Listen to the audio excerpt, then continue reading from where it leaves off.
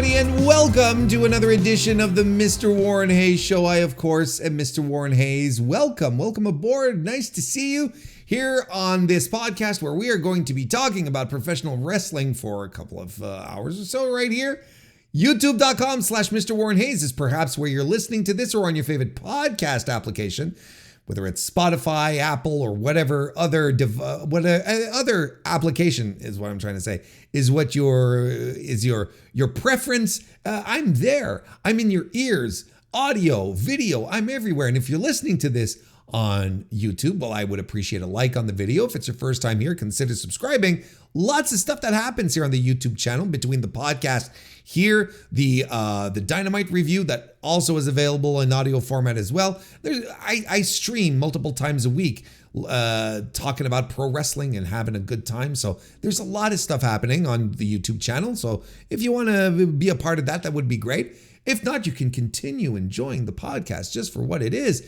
And that is also tremendous as well, such as tonight on the podcast, I have for you a great conversation that I had with Trish and Sarah of the Trish and Sarah podcast to talk about the 4 pillars of AEW and sort of give you an update. Where are they at right now? So we talk about all 4 of the pillars, see where their careers have gone since. Are they still pillars? Are they not as strong? Has the prophecy been fulfilled, essentially? Well, we're going to be talking about that, and it's a great talk. I was very pleased to have Trish and Sarah on, so I hope you all enjoy it. Quick little live stream clip here as well, where we're talking about these rumors that Tony Khan is allegedly back into the weeds of AEW programming or booking, I should say. So, where did he go if he wasn't before? Well, that's what we're going to talk about. So, nice little show that I've got set up for you with some great conversation. Hope you enjoy it. Thank you for being here. Let's get to it. For some peculiar reason, this type of news sort of came up today. Well, when I say today, I'm talking about January 27, where this news sort of came out, where Tony Khan is apparently getting a lot more in the weeds with AEW's creative now. Apparently, he was a little more hands off. Apparently, he wasn't as involved for whatever reasons, And now he's getting more and more involved here. So let's read this write up here from Wrestling Inc. There's been plenty going on with AEW ever since Dynamite and Collision began simulcasting on TBS, TNT, and Max to start the year, but last week's slew of shows may have been the most eventful of the simulcast era. On Dynamite, former rivals Kenny Omega and Will Ospreay set their differences aside and took out the Don Callis family in a wild opening scene. It was then topped on Collision by a wild brawl between Powerhouse Hobbs and Big Bill in a highly acclaimed face-to-face segment between Mariah May and Toni Storm, which saw Storm revert back to her timeless persona. While it remains to be seen whether the shows lead back to a burst of momentum for the promotion, it's at least helped out with the vibes backstage. Oh boy. Fightful Select reports that those within AEW were understandably pumped, quote unquote, for how well Collision came off. Just as notable, though, is the belief that AEW owner Tony Khan has been, quote, been more in the weeds, unquote, of AEW creative recently, coinciding with these big angles. Latter news is eye-catching, as Khan has long been considered AEW's creative point man, though he has received help from the likes of longtime producer QT Marshall, Jennifer Pepperman, Will Washington, RJ City, and others. It's possible, however, that Khan has taken a step back over the last few months in order to focus on his non-wrestling duties, including his executive positions with the Jacksonville Jaguars and Fulham FC. Though Fulham's Premier League campaign remains ongoing, the Jaguars just wrapped up the NFL season and their head coaching search, presumably freeing up Khan to shift gears back to towards AEW. From what I understand, from what I've been gathering from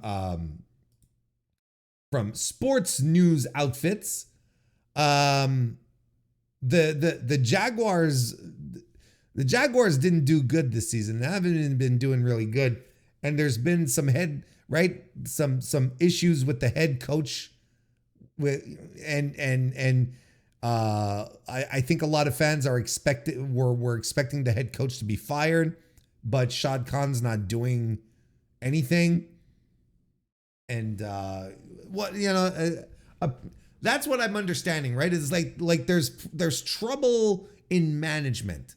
The chain of command is not really going well. Oh, the GM. Okay, they hope the GM would be fired.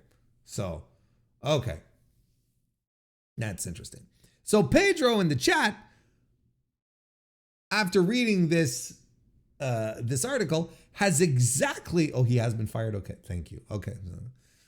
But Pedro in the chat, after reading this article, had the exact same question that I had. If it wasn't Tony Khan who was handling it, then who? Who was taking it over then? Who was doing the creative? Which is odd, because I do agree that, typically speaking, from everything I've ever heard about how AEW functions backstage in the creative department, is that everything runs through Tony. He's got a bunch of stuff, bunch of people coming in and pitch ideas and set up plans and whatever, but everything runs through Tony. Tony has to give a stamp of approval before anything goes on TV. That's essentially it. So is this a thing where there was some mysterious individual in AEW who was in charge? I think what this actually means, I don't think that Tony was absent from running AEW and we're running creative in AEW at the very least. I think this is more a question of Tony perhaps delegating a lot of tasks backstage, especially in regards to certain angles, certain wrestlers, which is, to be between all of us, is a good idea. I think it's a sane idea on top of that. But maybe was a little more detached than what he usually is, right? So if he's returned, if he has indeed returned into the position that he was previously, where he's a lot more hands-on, and what we get then is like that terrific angle on last week's Dynamite, where that opened up the show, and a good Collision. I enjoyed Collision this week quite a bit, actually. I thought it was even outside of the Tony Storm stuff, I thought Collision was very good. Maybe this is indeed an indication that Tony is back in the swing of things. And is that a good or a bad thing? I mean, that's legitimately a question that you can ask yourself. Is this a good or a bad thing that Tony Khan is suddenly that Tony Khan is going to be back with his hands deeper into the dough, essentially, to knead all of the bread together to make wrestling shows? Is that a good thing? Because one could argue that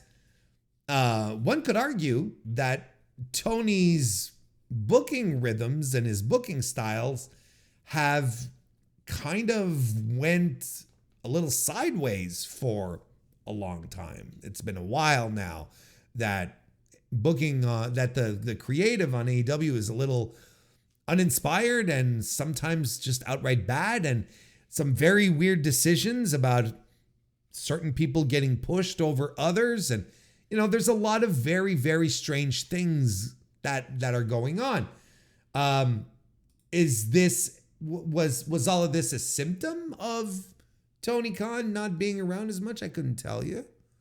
But I don't know if I don't know if I'm the guy who, if I'm going to sit here and start clapping, going, finally, order will be restored in All Elite Wrestling. I like, even before we started getting this news, a lot of people started questioning what the hell is going on with Tony, right?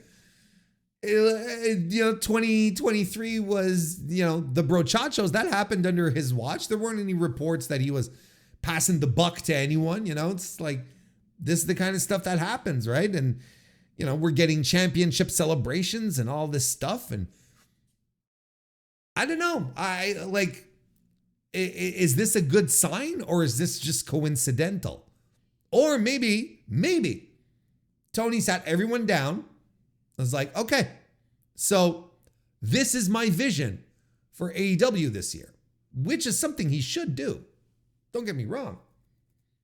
He's the boss. He's the head of creative. He's the guy that holds all the strings. So, all right, this is what I want you to do this year. This is my vision for creative, right? So in no way is this report saying Tony Khan is back in control. What the report is saying, in my feeling, is Tony Khan is paying a lot more attention than what he did recently. And maybe that will reignite some stuff. Maybe that'll get people excited. And maybe that will curb some, maybe it'll curb some bad impulses that some of the creative team have. Maybe he'll be able to bring that back. Maybe, who knows? We might get the return of Mid-South Tony. Who knows?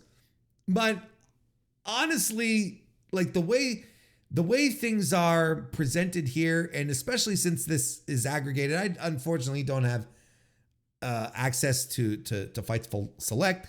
But if I'm looking at what's been aggregated here, this feels like it was part of a larger report, and everyone sort of zeroed in on, Tony Khan's going to be he's going to be deeper in the weeds now. I was like, okay, yeah.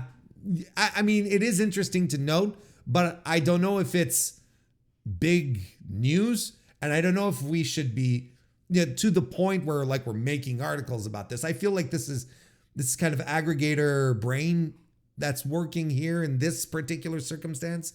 I don't know if we're going to see big sweeping changes. If it does means if the show has his full attention, okay? If the show has his full attention and we can get better, more streamlined shows like we did with Collision this week, as opposed to, some of Dynamite's worst offenses, I am completely okay with that. But I mean, this is a company that on my end has exhausted any goodwill it had. I keep them at arm's length. I don't hate AEW by any stretch of the imagination, but I'm not as hopeful for things to turn around as, let's say, 4 or 5 years ago, where I was like, it's going to be fine. Here I'm like, well, I don't have a gut feeling that says this is going to be a change for the better, or this is going to be a change at all. AEW for me is in a position where they have to put their money where their fucking mouth is and show don't tell. They got to do the thing instead of promising me that they're going to do the thing, right?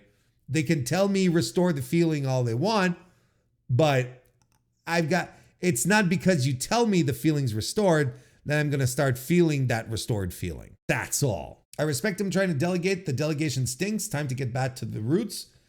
Well, because the delegates are all, anyway. Not all, but where did they come from, right? Here's the we a long time ago when they were bringing in, the Pat Bucks and the Sanjays, and this was way before Jennifer Pepperman, and they were all bringing in these guys who's, what did they do? Where did they work? They work for WWE. What are they bringing? Their WWE experience.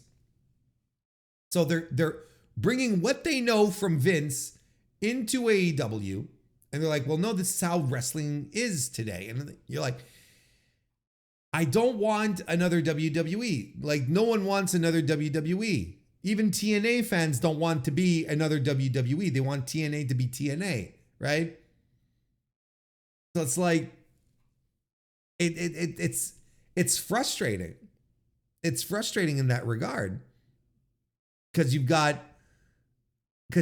end up with these people where it's like, all we want is something different, but then they're bringing in all these folks who have never done anything but do Vince's vision of pro wrestling. And I was really excited, and I still remember, I was really excited at the idea of a wrestling promotion being run by people other than Vince and his crew, right? Other than Vince and his group. Always the same people in charge of pro wrestling. There was a time in the mid 2000s where 2010s where you could sit, if you took a moment to sit back and look at the landscape, and you all you could see was like, these are all of the people running wrestling, in WWE specifically, creatively and whatnot. These are all the same people who were running wrestling 20, 30 years ago. It's never changed. They had Vince, of course, and Bruce Pritchard and Patterson, and it's always been the same people. Now you're like, AEW, fresh start, new people, new ideas. But no, we're gonna bring in, WWE pilled people. And what are they gonna do? Well, they're gonna be like, well, sports entertainment, it's the wave of the future. But we end up getting the same thing. Like, I cannot say I'm really surprised. I keep forgetting while also running a wrestling company, he has to work with football and soccer. So I give him some leeway. Yeah. But you see look, here's and I agree, but like the guy, like King of the North said, right? I think you give him some elbow room because he's running himself ragged, managing like 3 different organizations, right? Not managing, but working for 3, right? There's one that he sees overseas from top to bottom. Anyway, but you got to have your lieutenants on the field that you can trust will be able to perpetuate your vision. Now, the problem that I think AEW has is that Tony Khan either doesn't have or cannot properly communicate his vision and keep people to stick to that, because if you watch an episode of Dynamite in 2024, I think there are moments you can actually see multiple visions of what pro wrestling should be. Now, if Tony sat people down, his creative people down, I was like, this is the vision we have. This is how I see my promotion moving forward. You guys figure it out. You guys have to make this work. But here's my vision, which is how it should go, which is how it should happen. Then he delegates a lot of the tasks. Then he gets the pitches, and then he thumbs through them, and then he signs off on the ones he wants to keep. The others are torn or put in the shredder, and we move on, right? And things are produced in accordance to his vision. I remember when he was starting off AEW, right? He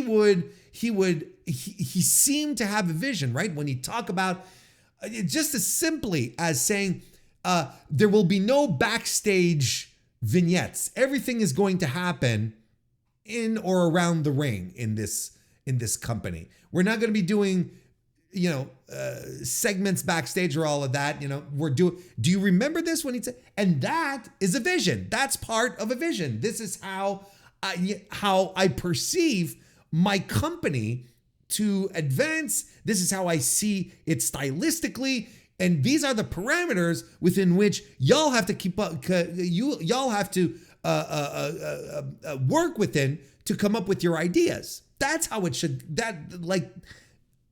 I feel like we've lost whatever vision Tony had, and I don't know if it's Tony himself who sort of loosened the reins or switched his vision, or if he just became a little more loosey-goosey with it. You know, you always hear Tony Khan is a people pleaser, that he's too soft. He's too soft until he's too hard with people, right? Here's the extreme double standard that people can't seem to get a grip on. Either Tony Khan he's too soft, or he's incredibly harsh. But he can't be both. He can't be both. You had to pick a lane here. Either he's too soft or he's too hard. Anyway. So ultimately, the vision that he has should be able to trickle down to his lieutenants, right?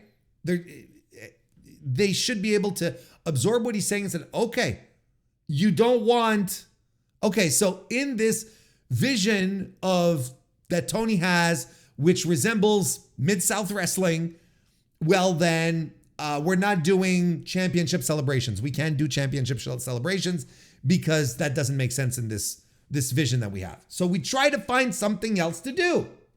We just try to do something else, right? And that's the crux of the problem, where it's like the lieutenants either don't seem to get it, which could be their fault, which could be Tony's fault, which could be a combination of both.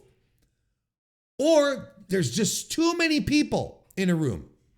And that's the other problem with the vision, is that if you have too many people in charge, all these people will have different interpretations of the vision. So if you have 20 people in a creative meeting and they all go off to do their own things and they all have 20 visions of the vision and come back, then it doesn't work. You need to trim that down to a couple of very trustworthy people who understand where you want to go with this, right? Who completely get what is your vision for this company, not what sports entertainment should be, not what wrestling should be in 2025, what you want pro wrestling to be in 2025. And then you pass it on to a couple of people who then become the lieutenants, then carry the word, carry the action. Like, that's how a proper structure should work. But I understand there's a lot of guys in this company and gals who have a lot of power over their creative, a lot of say in what they can and cannot do, which is always a bad thing.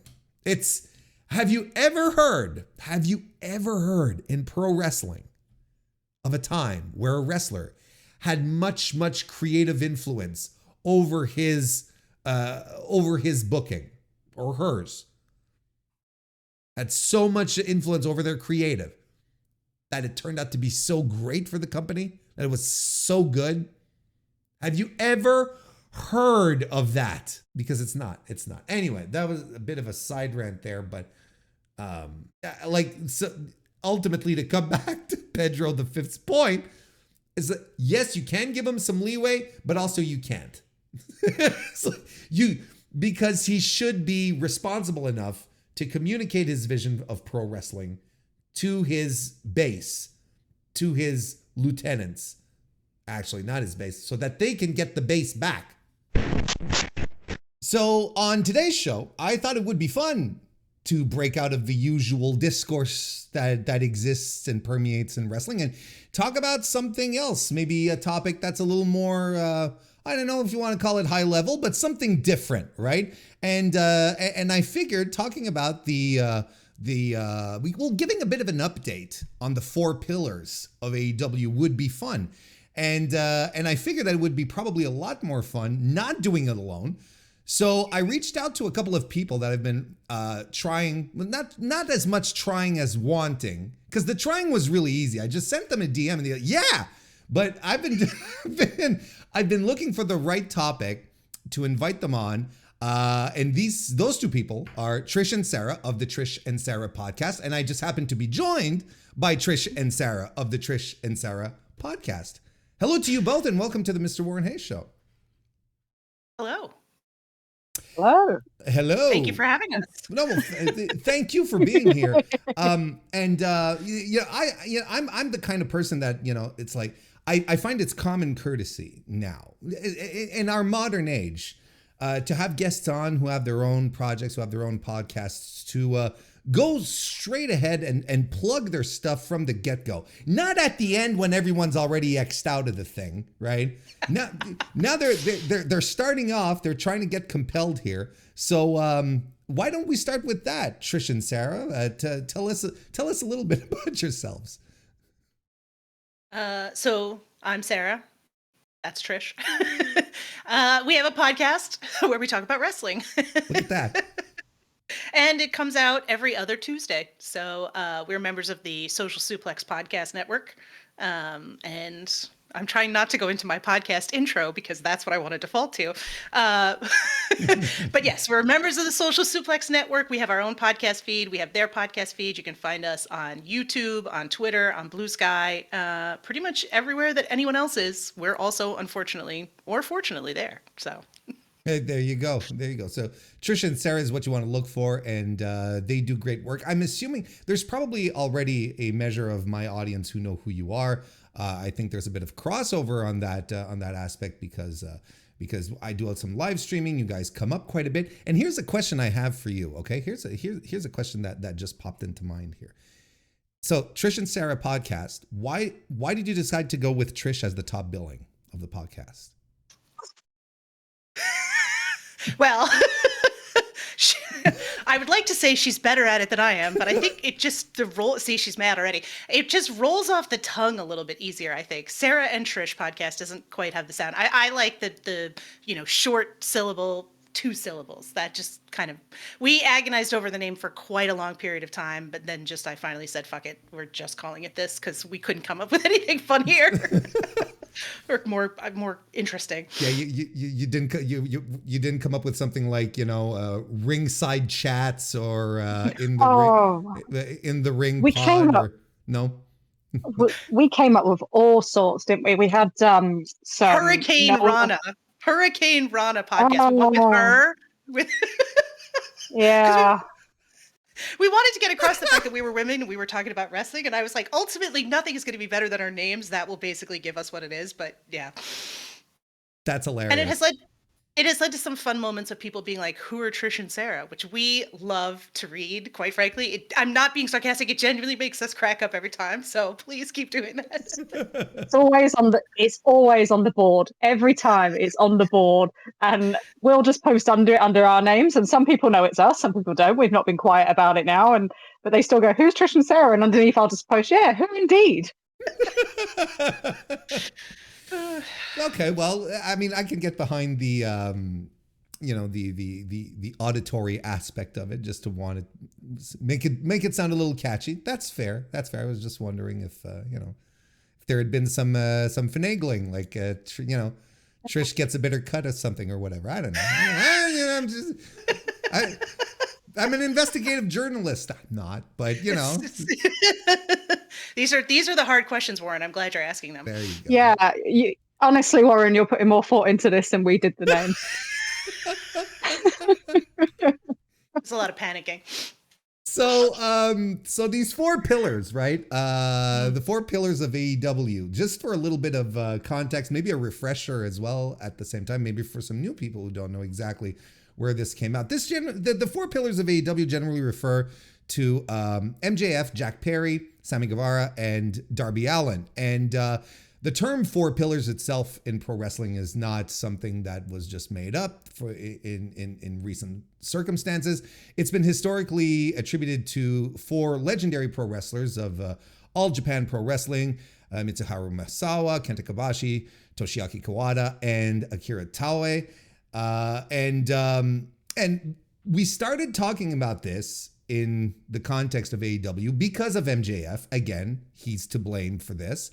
And he cut a promo on the September 30th, 2021 edition of Dynamite, where he basically was talking about, like, this was in a promo where he was basically saying, if TK doesn't give me the opportunities I want, I'm going to quit, right? Which is a theme in AEW to a degree.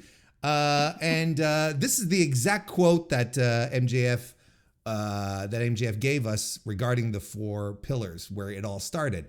This company keeps building more and more momentum, and whether I care to admit it or not, there are a handful of young men who've been here from the beginning that will keep pushing this company forward for the next couple of decades. The 4 men, to be exact, 4 pillars.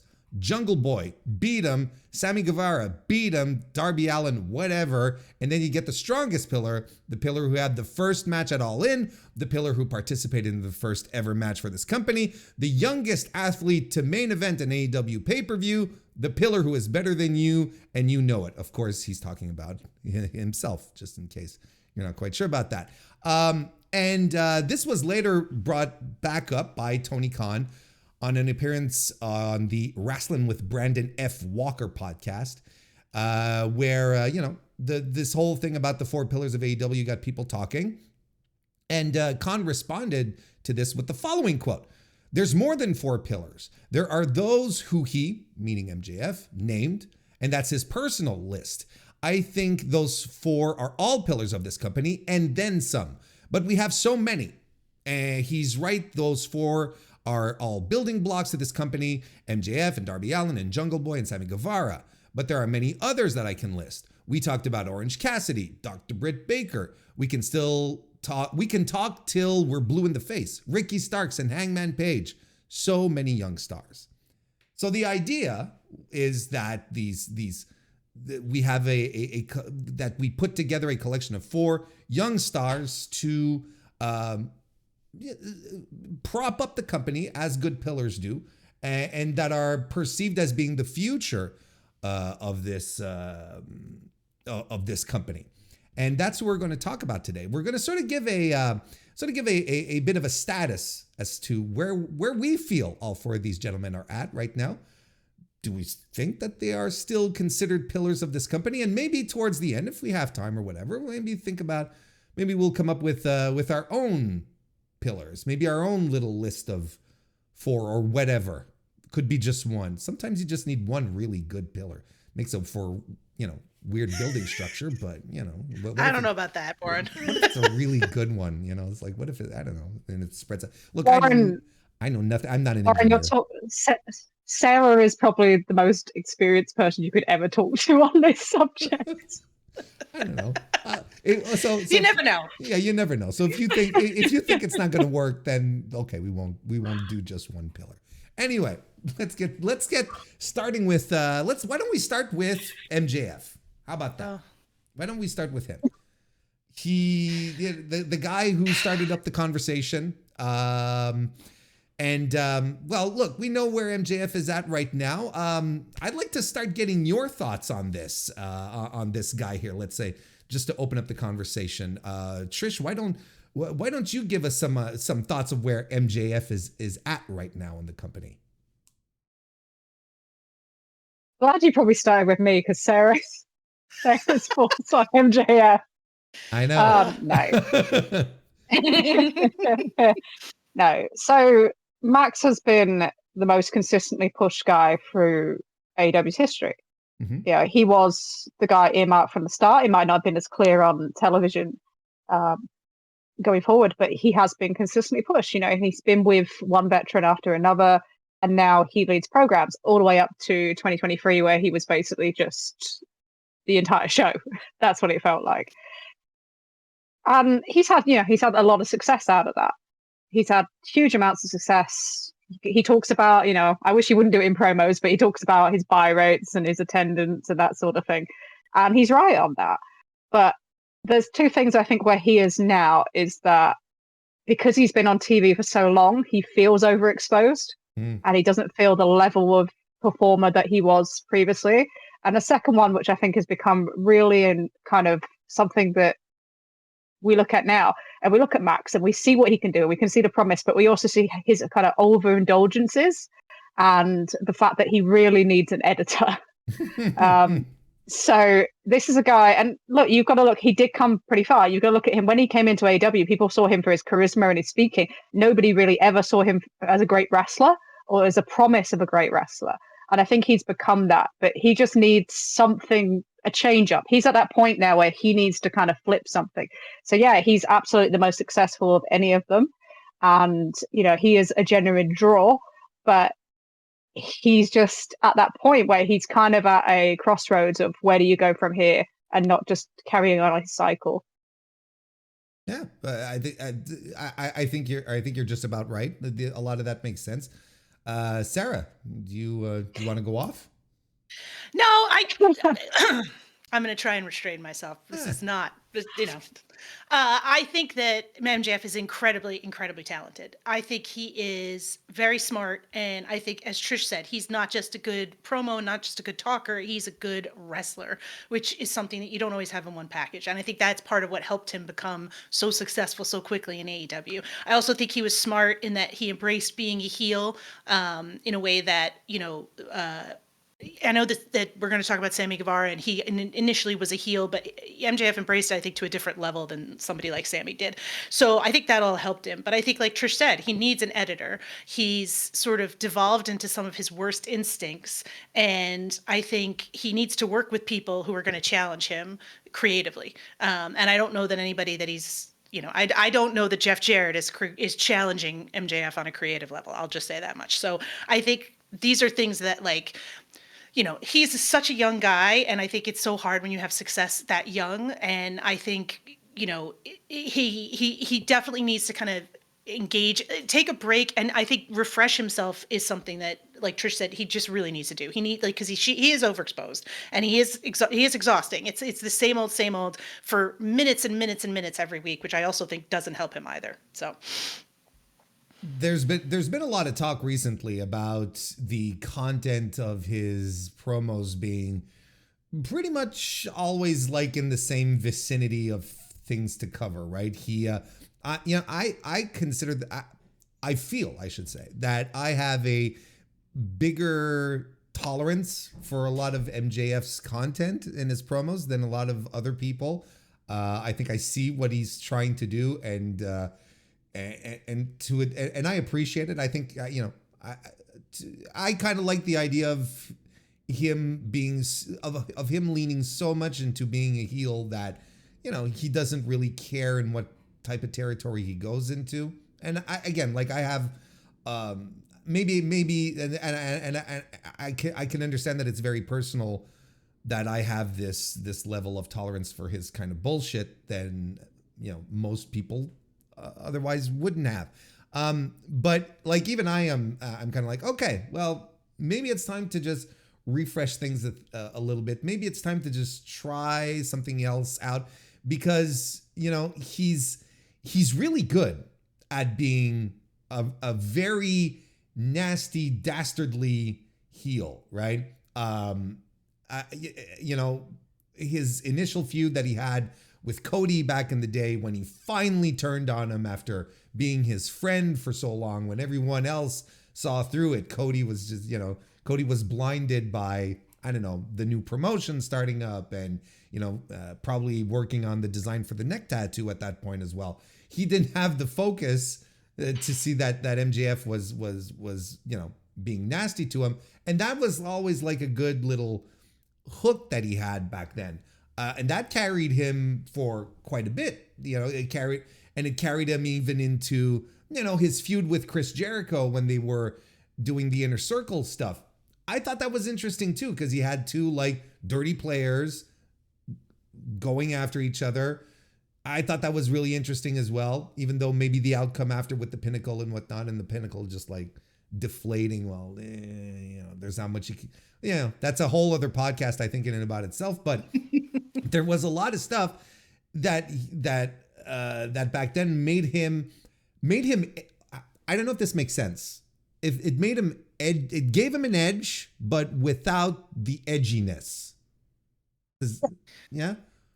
I think that's reasonable. I'm always someone who, I will criticize MJF for being lazy before I would criticize him for being sexist or racist, which I know he has done on different promos at times to Sure. different criticism. And I've said this on our podcast. I don't necessarily think that you should, it's like comedy, right? I'm not necessarily somebody who thinks that you should blanket ban certain topics from comedy. And I don't know that you could blanket ban things from wrestling. But at the same time, you have to do them in a smart way that you're punching up and not punching down. And I think one of the problems with MJF is it's like now it's rote, it's repetitive, it's old. Like half the time it's like, oh, let me read somebody's Wikipedia page and recite in my promo all the facts about their career in case you don't know them, audience at home. And it's just like we could do this maybe a little bit more intelligently. Like you said, his stuff with Chris Jericho was interesting. And maybe part of it was that it was interesting because it was early on and we hadn't seen as much from him.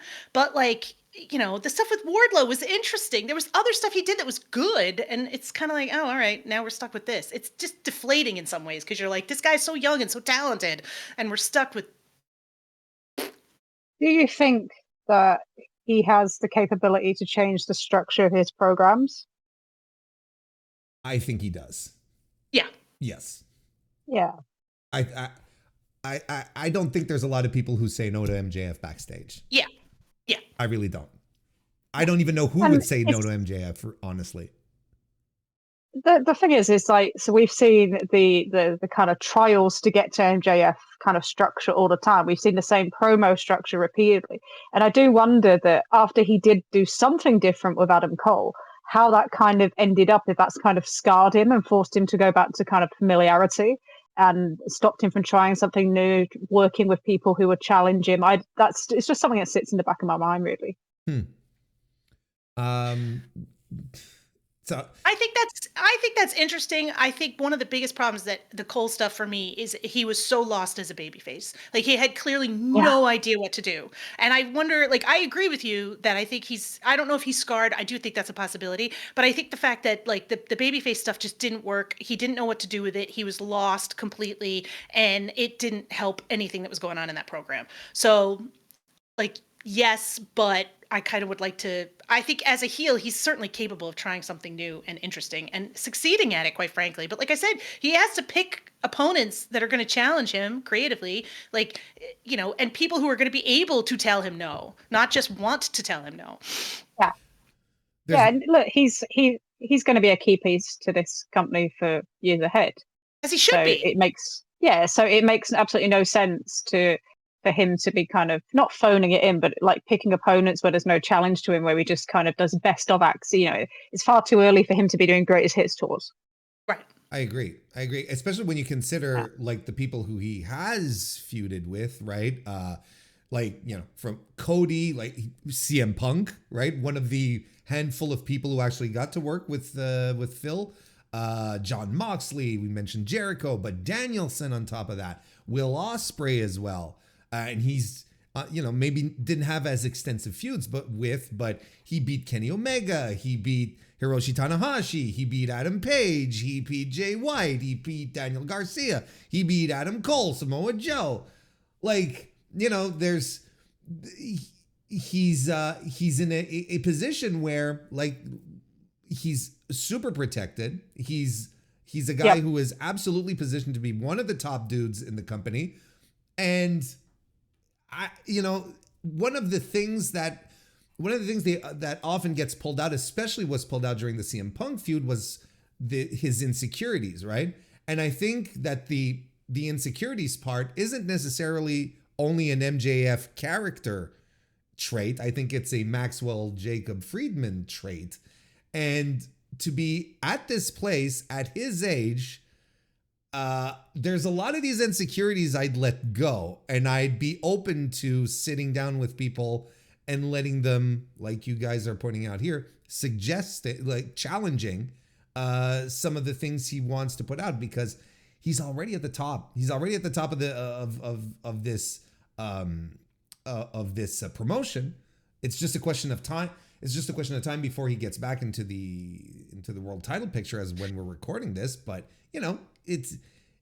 he's there. He's worked with top people. He's defeated top people. I don't know what he's worried about in that sense. I think what's unfortunate about this is that when you think about people who've allowed themselves to push a little bit, right? You end up with people who are, you can see already, there are folks setting themselves up for a career-long rivals, right? Swerve and Hangman spent the last year setting themselves up for a career-long rivalry.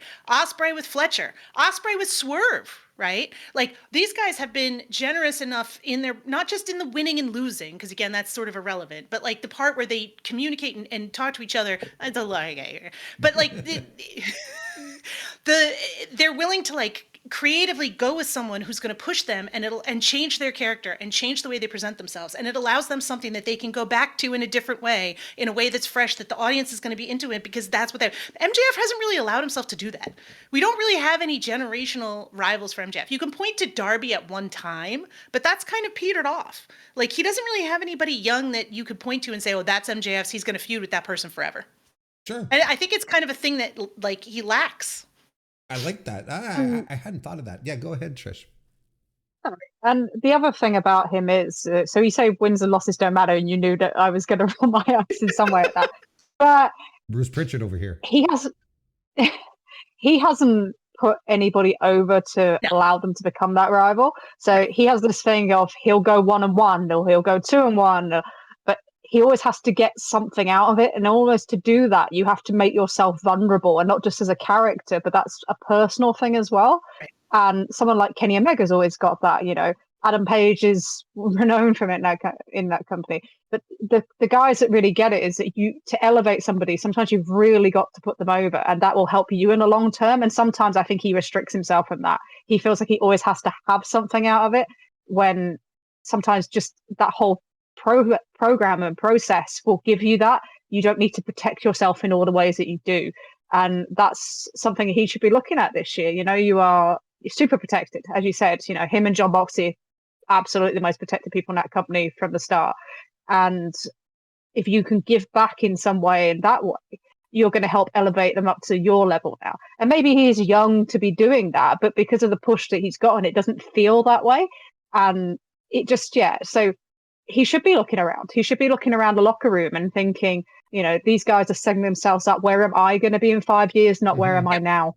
Yep. Yeah. I mean, everyone points back to the Tanahashi Okada as the perfect example of that, and look at what it did for Tanahashi. You know, look at what it did for Okada, of course. But that's an interesting thought. Like, do you think that? And I'm asking both of you, but do you think that maybe that's what he wanted to do with Adam Cole, but then the story went the way it went, and everyone just wanted it erased from memory, as opposed to, oh boy, this is really exciting? I don't know. I think it's clear that MJF enjoyed working with Adam Cole on a level that, like, I don't know if you could say that about a lot of other folks he's feuded with. Like, he seemed to be willing to try different things with Adam Cole, and I think it's part of the reason why, and I know there's a lot of debate about this, that from my perspective, the Brochacho stuff was at least successful in the beginning because MJF was different, right? He was different, and Cole was different. They both were different than what their characters had been up to that point, even if you want to say just slightly. I think the issue is that, you know, I don't know that Adam Cole is strong enough as a wrestler or a character to be a good foil for anyone. And I feel bad saying that, but that's kind of how I feel about it. I agree. Fine. You're not hurting my feelings. I know, but... No, but that's the thing, right? It's like, you know, maybe there was part of that in this story. That, you know, I'm just trying to, with everything you're saying right here. And, no, I think it's a good counterpoint. I think there's definitely points in MJF's career where you could sort of see him trying things. Like, I think he was clearly trying something with the Four Pillars feud, which I found more successful in some ways than others did. Really? Trish and I fight about it all the time. But I also think that, like, there's that self-protectiveness that it gets in the way of him truly growing and going to the next level as a character, and as a I don't know, wrestling personality. That sounds terrible. Well, but yeah, Well, I get what you mean. Yeah. was Cole ever a challenge for him? Was he a challenge to him personally to bring out these things? He needs to work with somebody that's going to challenge his story structure, challenge his way of thinking. Go from just the kind of the shock points and actually come up to like a different way of psychology so people can see the character develop. And you have to be brave for that. I don't think, what he did with Adam Cole was different, but I don't think that was him being brave to that extent. I think some of it they fell into and they realized it was working, got hot and run with it. And that's good in itself. But I don't know if he's brave enough to do those other things. I don't think he saw Cole in that way. He thought he could give something to Cole, but he never felt challenged by Cole, if that makes sense. As opposed to that's a good point. As opposed to when you worked with CM Punk, where there was probably a lot of challenging going on when that feud was happening, because that one was sometimes got a little spicy. That was it was good stuff. And maybe that's the fallout from the Punk situation and his part to the Punk situation and losing the feud for the title that ended up being his match with Jon Moxley. Maybe some of that is the kind of scar damage that reflects on this now. I wouldn't be too surprised on that one either. But nonetheless, look, I mean, like we said, he has a litany of victories in AEW. He's currently the longest, he currently has the longest run as world champion at 406 days. I rattled off a whole bunch of top names that he's beat.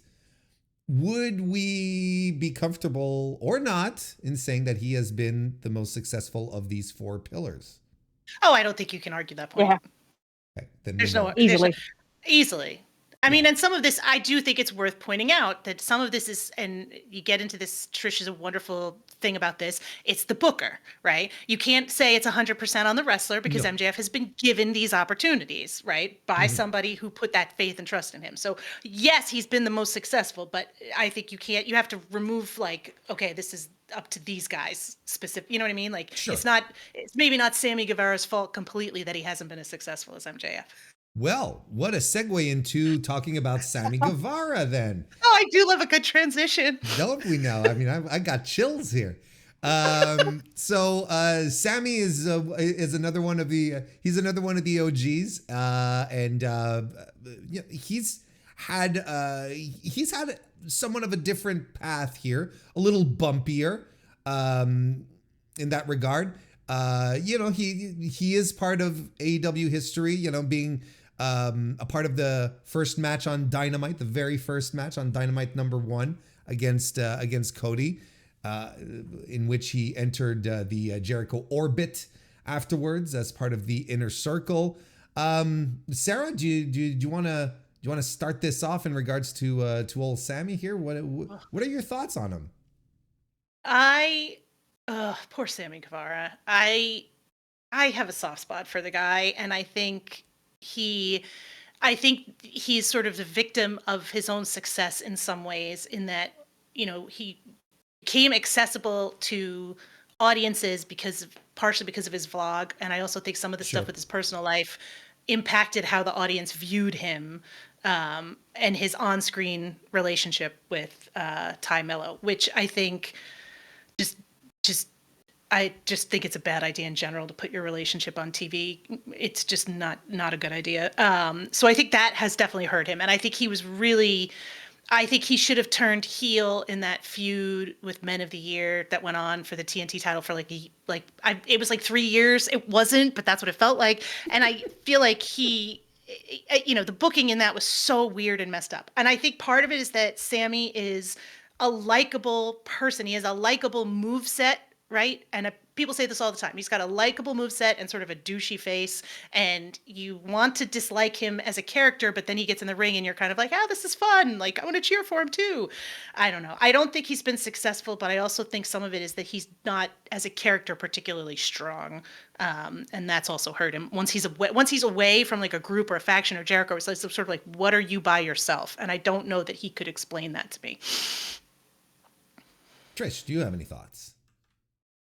So you pinpointed, I think, his kind of, I was going to say pinnacle, but that's twice in a week I've made horrendous puns. Yeah, so no, but the stuff twice. with only twice. Like, you It's know, probably more. It's yeah. probably more. My memory's shocking these days. I'm going old and grey. Uh, but no, the Scorpio Sky program. So I think Sarah's absolutely right that people connected with him through the vlog and everything like that. And then obviously when they did the proposal thing, which wasn't actually on TV, but I think they put it on YouTube if I remember correctly. And They then everything yeah, they put it on social media, but then they did a shortened part of it, which they broadcast on on. TV. There we go. Thank you. But yeah, so when that then fall apart, which is just, that's life, things change, but there became this like perception of him. And then they could have run with it. So there was like a 2-week period where they actually switched him heel and then they flipped it back. And then the whole thing just became a mess. I remember actually there was a show I went to in South Carolina, and there was a bit where he was trying to smash in like a car window, and it ended up screening on Rampage, and they barely cut it down because he spent like it felt like 5 minutes trying to bash this window in, and I'm like, you are playing completely the wrong role. It was just painful. I actually felt sorry for him while I was watching it, and I'm pretty sure that wasn't what they were going for. But yeah, I think Sarah has it spot on that it's a character thing for him. So he works quite well in a group, in that kind of that role of the guy that goes out first, similar to, I guess, Wheeler Yuta's role or Daniel Garcia when that's the same role. But we haven't ever seen him develop from that. And I think he struggles to match his offense and even to be the cocky heel. And you want to cheer him like a babyface, but I just think there's so much history and so Yeah. much kind of built into that perception that it's now difficult to escape that. And it's kind of disappointing to see him kind of just being a guy on Ring of Honor now. He is just a guy on Ring of Honor, and not developing into something more because, especially when he had his TNT run, he had a decent run. He was doing good numbers for young women as well. So you can't expect me to do a whole lot of this and not remember something about numbers. But no, so there was promise there, but there's just so many things that have kind of disrupted it, and I don't know how you now escape the kind of perception that he's in. So Yeah, no, I agree. I agree with the perception issue, which comes from a lot of things, right? Because there's a lot of stuff backstage that happened with Sammy that I think ultimately did end up tainting his perception. Just the Mercedes Moné comments. I think that's something that rubbed a lot of people the wrong way, and that was strike one, maybe even strike 1 and 2 straight off the bat. And then there's the he started getting a reputation of also being unsafe. The All Out 2020 match with Matt Hardy, despite the fact that I think Matt did it to himself, if my memory serves me correctly. But nonetheless, there's all this stuff. He gets, he and no one likes the no one likes the teacher's pet, right? And it's pretty clear that Tony Khan and him get along swimmingly and that they like each other. He invited the boss to his wedding. Sammy did, and so you hear the rumors backstage where, oh well, he gets into an altercation with Eddie Kingston. Eddie Kingston gets suspended for 2 weeks. Nothing for Sammy. He gets into an altercation with Andrade. Andrade gets sent home for 2 weeks. Nothing for Sammy, right? And okay, what well, I think these are things that ultimately end up poisoning the well a little bit, and then, well, he comes back and then, he gets suspended because he doesn't follow concussion protocols after fighting Jeff Hardy, which is who's a concussion protocol in and about himself now.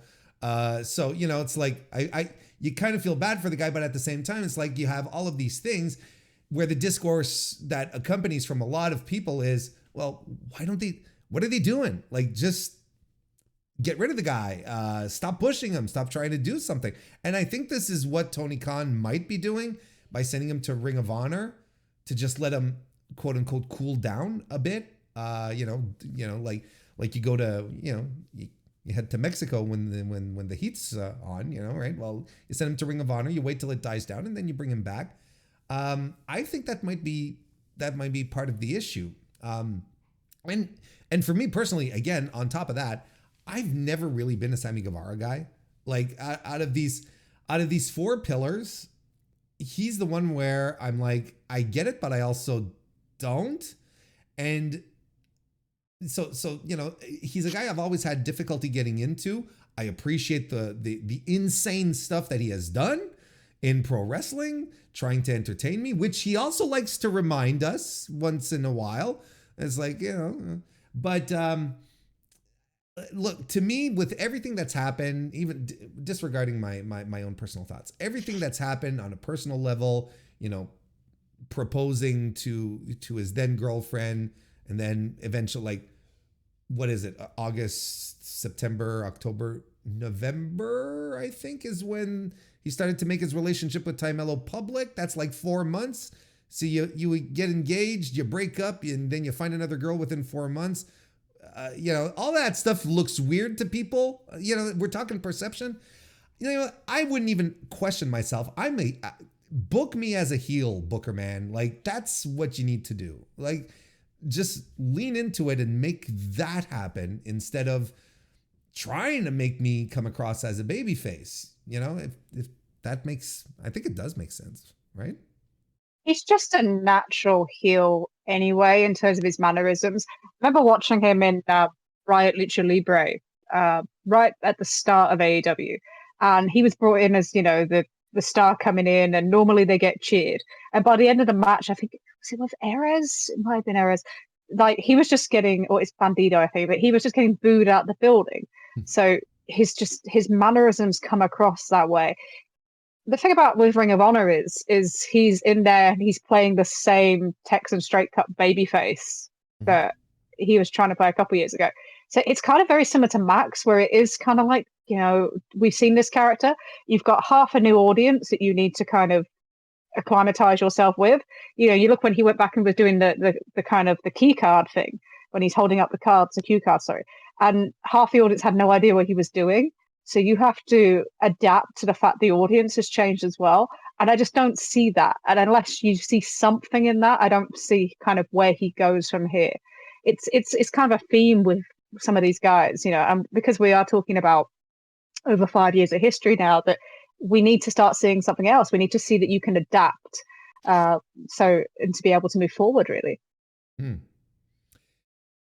not as if he's been like completely without success, right? He's had he's had some good runs with the TNT title. He had that great match with Cody, of course, with the during the interim TNT title nonsense, which was truly nonsense to make an interim title for a month. That was just that's still baffling to this day as far as decisions go. So he's had a good share of success, but when you look at his his own like record, it's not as impressive as a guy like MJF, right? He's fighting a lot of mid card guys. That's essentially what he's doing. Not the big stellar wins, not the big, the one guy that you can hang your hat on. He I know paths didn't cross, but he doesn't have a win like against the Will Ospreay or Kenny Omega, or he hasn't had that. He hasn't had that moment yet. Do you think that it's even all that okay? I was going to ask, do you think it's even all that necessary? But we can even say, is this Sammy's ceiling, or can he go any higher than that? Well, I think it's not just a question of he hasn't had that win. It's he hasn't had that match. He hasn't had that program, right? Okay. For all that we talk about MJF being stale, MJF has had a couple of programs that you talk about for good and ill, right? Mm-hmm. That people stick in their brain, that people remember. Yes, Sammy had a decentish run with the Inner Circle, and he had a decentish run with the TNT title, but I don't know that you can look at Sammy's matches or everything he's done, and probably with the exception of that one match with Cody, who's not there anymore, you're not really looking at him and going, wow, I really remember that. Like, that stuck with me. Like, that was something I really have a connection to. And I think that's more than anything else, like, part of where the problem is. And maybe, I do think Sammy was coming into it the weakest of the four pillars, in a just in terms of like if you look at the overall picture, but I think he hasn't necessarily progressed either in a way that you want to see. And I want to say this clearly about all four of the guys, and I understand that some of them are closer to 30 now, but there's a lot of wrestlers that didn't really hit their stride until they were in their mid 30s. So, it's no one I never want to write anybody off, right? And maybe he can go down to Ring of Honor and do something different and try something new. But as Trish said, if it's just going to be the retread of the same character we've seen and not totally connected with in the last 5 years, then it's hard to see how he can turn it around and become more successful.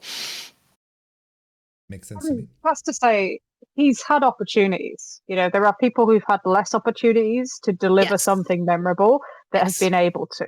And I think that's the difference maker and why the kind of mid-card feels like he's ceiling right now. Yeah. I think that makes a lot of sense.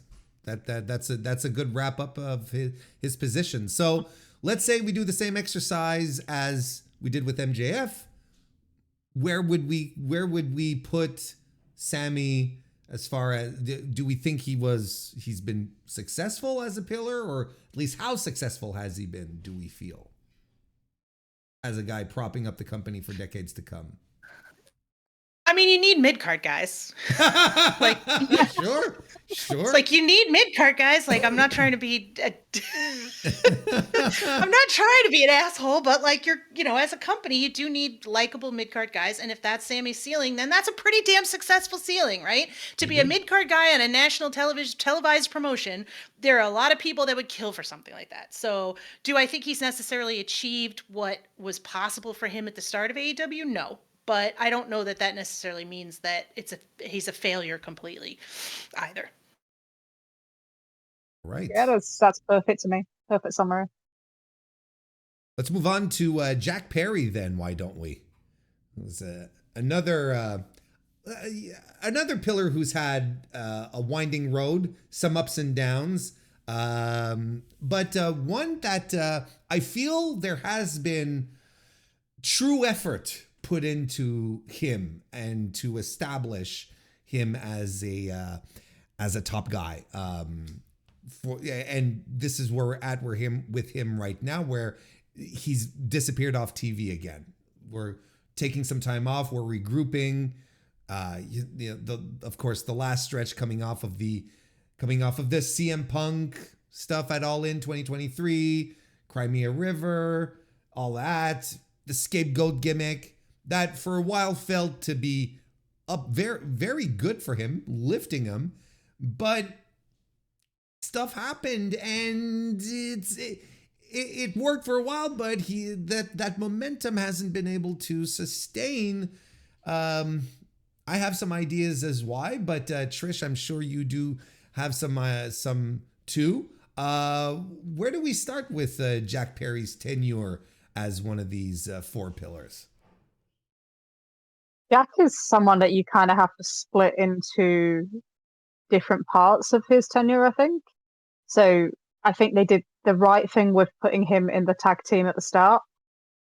It really got him kind of over with the audience. And they did the right thing in terms of trying to secure him sideways into singles to showing his promise, especially when he won the Battle Royal at Double Nothing 2021 and had the 5-week program with Kenny Omega, which did really, really well and kind of showcased him.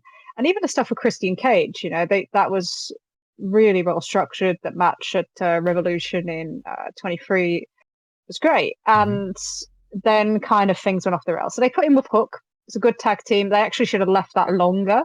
I do still think quite strongly about that. And then they started getting the fan response. And sometimes you can't predict that. Sometimes I think the Pillars program really kind of pushed that along, because there was the long promo stretches, the kind of shooty promos everywhere. And that just didn't work for him. And it set him back. And then, it was the right thing to turn him heel. And then All Out happens, he disappears. And then you kind of have that second part of his kind of career in AEW. So the scapegoat thing, so he goes to New Japan. I did think he got a lot. Oh, hello. Oh, no. He got a lot out. Oh, hello. I don't know what's going on.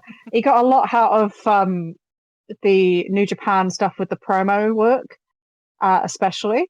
So there was some development there. And when he came back with a scapegoat character, he'd obviously been thinking about it a lot. There was all the merchandising, everything around it. He felt like he had a lot more thought. And then I think the big mistake on that was honestly that he came back as a heel. Mm-hmm. I think that should have been a babyface character. He wrestles like a babyface. He cannot wrestle as a heel in that sense.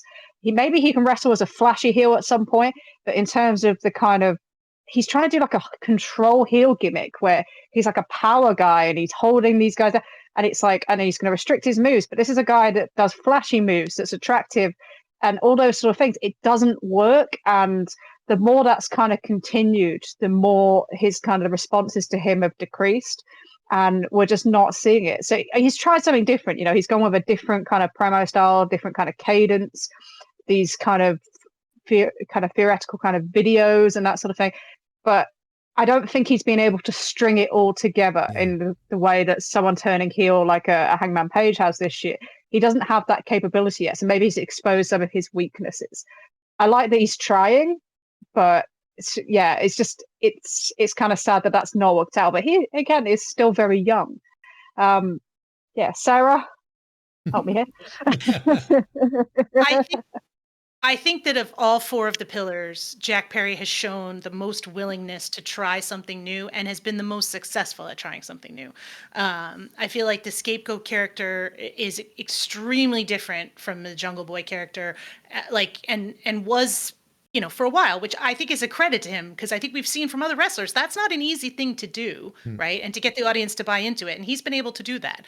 So that's a positive. I do think that the Four Pillars feud damaged him more than the other three in some ways. Like Trish pointed to, in terms of him needing to turn heel maybe a little bit sooner than he should have. He probably should have stayed with Hook for longer. I think part of the reason why the Christian stuff was so successful was because we all knew that was coming, and they dragged it out a while, but they dragged it out almost the perfect amount, right? Like, you knew Christian was going to turn on Jungle Boy at some point, and you kind of were like, he's going to do it. And they, like, a lot of times AEW feuds and stuff like that just goes on way too long. That one, for whatever reason, did not. They nailed the timing on it perfectly. I don't think they did with the Jungle Hook. I always hear Alvarez going, Hook Boy. Makes me crack up. But what can I say? That's but awful. I just think that in terms of character stuff, the fact that he's willing to try new things, and I think, like Trish said, the Japan trip was huge for him. I think his promo style, and it got significantly better. And if he was able to marry that new promo stuff and the character stuff with the wrestling style, he'd be a lot more successful. But I'm way more optimistic about him than I am about somebody like a Sammy Guevara. Like, I think he's capable of making the changes. It's just a question of fitting everything together. And that, to me, is more of like a youth and inexperience thing. And I feel like at some point he's going to put it all together and we're going to be like, holy shit, I can't believe we doubted this guy, right? Like, sure, that's fair. I think for some reason it's I think you both pointed out, I think it's his main issue with the heel turn was the in-ring, and like you pointed out, because he's got babyface offense. He's supposed to be explosive. He's supposed to have he's supposed to do the comebacks and so on and so forth. But now it's like slap a hold, kid, and that's why I think it didn't work out as well in the scapegoat era, if we want to call it that, or the elite era, whatever you want to call it, because his in-ring was just really, really tedious. And I think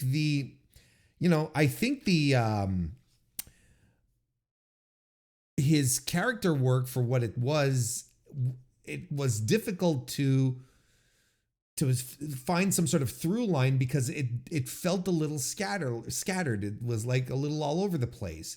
Was he, a rich former Hollywood celebrity kid, jagoff kind of thing? Or was he like this dark and brooding guy who does, who blacksmiths in his yard, it's like smelts. He smelts his own belts, and that actually rhymes. And there's a bar that you can use whenever, it's putting that out there. You're Creative welcome. Commons, it's all yours. Yeah, there you exactly. Go. And I think there was a bit of a disconnect there, at some point, I don't know if you remember this early in the Death Riders angle. I don't know if you remember when John Moxley yes. walked past him, right? Backstage, and he was like, "I always liked you, kid," or something like that, right? I think it's something to that effect. And I was like, you know what? That would actually be interesting. That would do him some good. But clearly, they didn't do anything with that for whatever reason. And I feel like people got really exhausted of Jack Perry this time around. And that the removal from TV here is just like it's a strategic retreat. It's like, well, we feel that the audience has got their fill of you right now, Jack. Let's take you off TV and we'll finagle something to put you back into the mix when time comes, right? He's a tough one because I kind of want to be on Sarah's side and say that he'll probably be there's potential here for him to be the guy that will be the most surprised about in a couple of years out of these four, right? That will be there. He put it all together and it's working now. But I mean, he was an okay babyface. I think maybe he got tired of being a babyface, but he was an okay babyface. He had potential as a heel, and it kind of just like, just kind of went. I don't know. Am I too low on him? Maybe I'm too low on him. Yes. Word yes. I don't know. I feel like you're blaming him for booking stuff rather than character stuff, right? Well, the elite EVP thing petering out the way that it did him no favors, right? Because he was sort of left by himself, right? Yeah. And again, I am with you on the match stuff, right? And I think we've all agreed that the matches did not, his match with Danielson wasn't spectacular. He wasn't blowing the roof off the place as a heel in the matches. But I think, I don't know, I still stand by it. I think he's got the highest upside, right, of anybody in terms of change. Sure. And I think there's still, I don't know, he's still too young for me to be like, oh, let's write him off completely. He also wants to do this, right? He's somebody who has enough money to not need to do this. He wants to do it, which to me suggests, I don't know, I always have a level of optimism when it comes to stuff like that. See, to me, I would be able to forgive a lot of bad booking decisions and being yanked around in weird directions if the in-ring was valid, could deliver, right? Where I sit down at a pay-per-view and Jack Perry pops up and I'm like, let's go, Big Mac Jack time, let's go, But like for me, like the only time I really feel he delivered was, I think it was Revolution 2021 against MJF. Was it 2021 or 2020? I can't remember. But he had a match with it. What's that? 2020. It's 2020. 2020. Yeah. So he had this incredible match with MJF, which was one of my favorite matches of the card, which I felt no one really talked about. But I was like, okay, here you go. There, you got two of your pillars here who are delivering exactly what, not as advertised, but as you're kind of expecting them to, and they're blowing me away. But I haven't felt that with Jack since, like it, and it's been, we're going on 5 years now. And I'm kind of waiting for that moment where Jack Perry is going to be like, is going to light the fuse. Here we go. We're talking about puns here, but nonetheless, I'm kind of waiting for that moment. So I can understand that the creative hasn't been exactly backing him up, but again, if his in-ring work was there, if he wasn't pulling like the Randy Orton special every time he was wrestling, then I'd probably be a lot more forgiving and be like, and then I could point at the glaring problems. The elite didn't work for him. He should go back to the scapegoat. What if he had a babyface turn? Like, now it's like, I feel like there's a lot of parts missing to him. Some of that's his choices with his style as well. So I thought, the Danielson match exposed that he's a really good seller. In fact, his selling at the end of that was some of the best selling of Danielson's moves I've ever seen. And it's like, if you could build that into his heel character, he's the Weasel one. And, I actually think the Death Rider thing was a good suggestion because it would make him similar to how he was with a heel when he was in House of Torture. I can't believe I've just wanted someone to be like House of Torture. I know. Oh my God. But the idea is they run a similar kind of way of structuring their matches. And he fits much more if you want him to play the heel to the guy that sells and then weasels his way out at the end. So he would have been perhaps in a much better position to do that. And also, he needs to come out of the comfort zone of who he's working with as well. Yeah, so you can put him with the Elite, but he's not the guy talking. He's not the guy like challenging himself. And he would have fit much better with the Elite back in 2021 than the Elite of 2025 or 24. Yes. So I'm kind of bullish like Sarah is. I'm probably somewhere in the middle.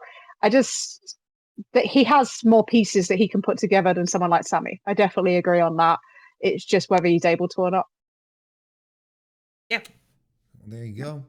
So we've talked it's been mentioned a couple of times, right? The four person pillar, the 4-pillar match, right? From 2023. Just real quickly, because it affects all three, but this was a match that I think that MJF really wanted to do because I think he sincerely believes in the 4 pillars, and he was like, we're going to give these guys a time to shine. But it was a terrible idea, I think, overall, that just ended up exposing that neither of the 3 others were really ready at that moment to take it to the next level or go to the top, whatever like tired cliche you want to use. Neither of the 3 were really at that level yet. I think for me, I want to argue this a little bit because I agree with you that it ended up terrible. It had some early promise to it that I liked, but the biggest issue I had with the feud was that it became all about that backstage, who does Tony Khan love more bullshit, sure. Right? You didn't work hard enough. You did this, you did that, blah, blah, blah. No one gives a flying fuck about that. And endless wrestlers are constantly convinced. And I'm not going to lie to you. Look, a lot of us are gossip whores for shit that goes on backstage at wrestling promotions. What? But most of us, I know, what? Shocking. Most of us don't really care to have it infect the actual programs. Like, I don't really need a feud for weeks about which one of these 4 guys Tony Khan has pushed more. Like, it'd be so much better if it had been, more personal, more about, like, I like you or I don't like you, whatever. There were a bazillion. And this is where I feel like this is a function of somebody not saying no or being like, hey, you guys need an editor, or this is a shitty basis for a feud. We got to have a better reason. Because I think so many of those promos would have been so much better if that hadn't been the topic, right? Like that for me, at least, I feel like making the basis of the feud, who does Tony Khan like more, it was an automatic failure, regardless of nobody's character was good. Nobody's going to do a good job with that. The best promo of that entire program was Sting's with a pom-pom. Legit. But there was also the thing of that it came out of a place where most of these guys weren't prepared for it. So Jungle Hook were doing their team. He wasn't exactly ready to challenge for the title. Sammy, they did the ridiculous, we're going to team up thing, can they coexist? So, that was his path to the title. And then Darby do it? Revolution 23. The fact that I can't even recall it tells you.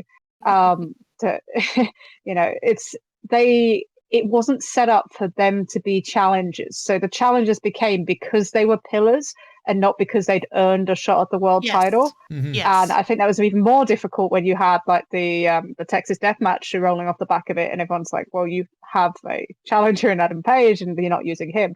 So it just, it lost its kind of weight to start with. It was something we're doing because we can, not something we're doing because we've laid it out properly and built to it. And then, the shooty aspects of it was just, that promo, I think it was in Pittsburgh where they did the long 4-way promo in the ring at the start. And it was just dire. And Yeah, and they saved some of it for the match, but the match was also about MJF showing that he could outdo all these people in these things. And if that was what you wanted to achieve from it, then that's what you achieved. But I think it was right that it didn't main event, that it got demoted to that double main event slot. And it was, unfortunately, yeah, when you look at it, I think it set most of them back quite significantly. It was a mistake. I was like, I'm glad they tried, but looking back, it was a mistake. Just brought this up here, circling back to what we were talking about when we were on the topic of MJF specifically, and saying, well, what MJF needs to do is put someone over that can accompany him as a generational rival for him. Maybe this was also part of the plan here. And maybe it just ended up, maybe it ended up shaking MJF's confidence and shrugging and going to Tony Khan and saying, okay, well, which one of these guys then? And if not one of these guys, who's going to be my Swerve Strickland? I mean, I know that wasn't probably not the language that we were using at that moment, but like ultimately, like that's the thing. It's like, who is MJF's Swerve or Hangman Page, I'm stretching it, right? But I think you want to do transitions, Warren. This is where we go right to Darby Allin. Yeah, there you go. There you go. Why don't we talk about Darby Allin? Seems like Sarah has some thoughts on that. So the fourth of the pillars that we're talking about, of course, Darby Allin, who who's insane, just certifiably insane. I like Darby a lot, and if we were to grade all four, at least put them in order of success, I would absolutely put Darby in number 2, just behind MJF as far as how far he's come. Let's talk about Darby, Sarah. Why don't you? You seem to be champing at the bit for it, so let's go right ahead. Thank you for using champing and not chomping. Warren. No, that aggravates me tremendously. You don't chomp bits. That's ridiculous. You're going to hurt yourself. You're going to break your teeth if you chomp at the bits. That's absurd. Don't do that. Thank you. No. I think Darby is, like you said, definitely the second most successful of these four, and I would argue he'd be the most successful if he had been given as many opportunities as MJF has been given. I think Darby has been given opportunities. I'm not trying to say that he's been buried or any bullshit like that, but I don't think you can look at MJF and Darby and say, they've been put on the same level, right? Mm-hmm. I think Darby has the most coherent character of the four. I think you could argue that Darby's character is maybe even a little bit more coherent than MJF's is, or I think there's at least a discussion there to be had. And I think Darby has the ability and the charisma to connect with an audience in a way that, is probably the strongest in some ways. I want to say that more than MJF, even because MJF's been a heel. I don't know if it's a fair comparison, yada, yada, yada. And don't get me wrong, the audience has loved in its own way Sammy and Jack Perry as well. I think Darby comes the closest to being a rival to MJF in terms of being able to equal him. And I think Darby had a promo with MJF during the Four Pillars feud that I thought was the most interesting of anything in that group, where they talked about MJF's insecurities and how, it was definitely the most interesting part of all of that. I think that Darby, one of the things that I find so fascinating is that people are like, Darby's a bad promo. And I say he is, but not for the reasons that anyone states. Darby's not a bad promo because of his delivery, because I'm not somebody who thinks you have to have a specific type of promo delivery. I think sometimes you can have a more unique style and it works better. I think Darby has horrible promo instincts in terms of what he should talk about. Darby is just as guilty as anybody else about backstage bullshit and shoot garbage that he wants to bring up in a promo that no one wants to hear about from Darby fucking Allin. I'm sorry. Nobody wants to hear Darby Allin talk about what shit's going on backstage. They just don't. It doesn't fit with who he is as a character. It doesn't fit with our perception of who he is. And it's not something that we think he should give a shit about. So it's always really like, jarring. It's like, while, you get the impression that while, MJF is punching holes in drywall, Darby's in a corner, and he's just sitting there and, listening to My Chemical Romance. Exactly. I think Darby's matches with MJF, it was at Revolution 22? Yeah. Yes. Where they had the singles match that opens. Full Gear 21. Full Gear 21. Yeah. Thank you. Revolution 22 was MJF CM Punk. What the fuck is wrong with me? So yes, I think that that was a spectacular match. That was a great match. I think they work off each other very well as wrestlers. And I think as personalities, if they took the shoot shit out, they would work together very well because as characters, they're night and day, sure. Right? So I think they definitely come the closest. Darby comes the closest to me in terms of people who MJF has had as a rival, but has not necessarily been willing to go all the way with. Well, there you go. As to use a tunnel talkism, I guess. You mentioned the Darby promo. Up until that point, that promo that he cut in the 4 Pillars thing, he never talked. Like Darby never cut promos. He was just like, he'd sit around, he'd come out, he'd do his matches and go home. And I think a lot of people I think at first some of the negative reaction was that we were so not used to hearing him talk that when he did start to talk, it was very, so plain spoken and average that you're like, and I don't mean average in the sense that his performance was average, but the way he delivered. Sounds like a normal dude. Exactly. Yeah. So you were sort of taken aback where you were like, no, Darby should be talking about, he'd be about dark alleys and how he's the creature of the night kind of thing, all this bullshit, and how he's, he's a part of the twisted circus of darkness, with bearded ladies that have spiders instead of beards or whatever, I don't know. Just things Darby would be. Your Darby Allin headcanon is deranged in a beautiful way. I just let myself be inspired by the man. But so I think that was definitely a part of it. But turns out I think he's a very decent promo. I agree. But that goes for pretty much everyone in AEW. Keep the backstage stuff backstage. Let's just enjoy the show.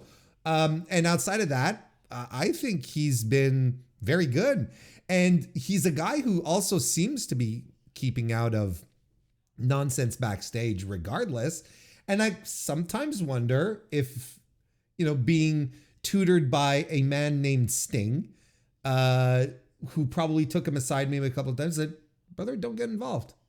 Stay out of this. If there's one guy who could probably teach a younger guy, when to stay out of the backstage bullshit, I feel Sting would be a good mentor on that front. But anyway, those are just some thoughts there. Trish, what about you? What about Darby? What do you think about him and his pillar position? You brought up Sting there, and I think that's such a critical thing to how we look at Darby now. And that was kind of the perfect partnership of an older veteran guy and a younger guy, because he wasn't stood behind Sting. And that developed more as they moved further along. That he was presented as an equal to Sting. And that's so important. And that's where we've got this kind of balance wrong currently, that everyone's kind of analysing, probably to death by this point, but hey, there we are.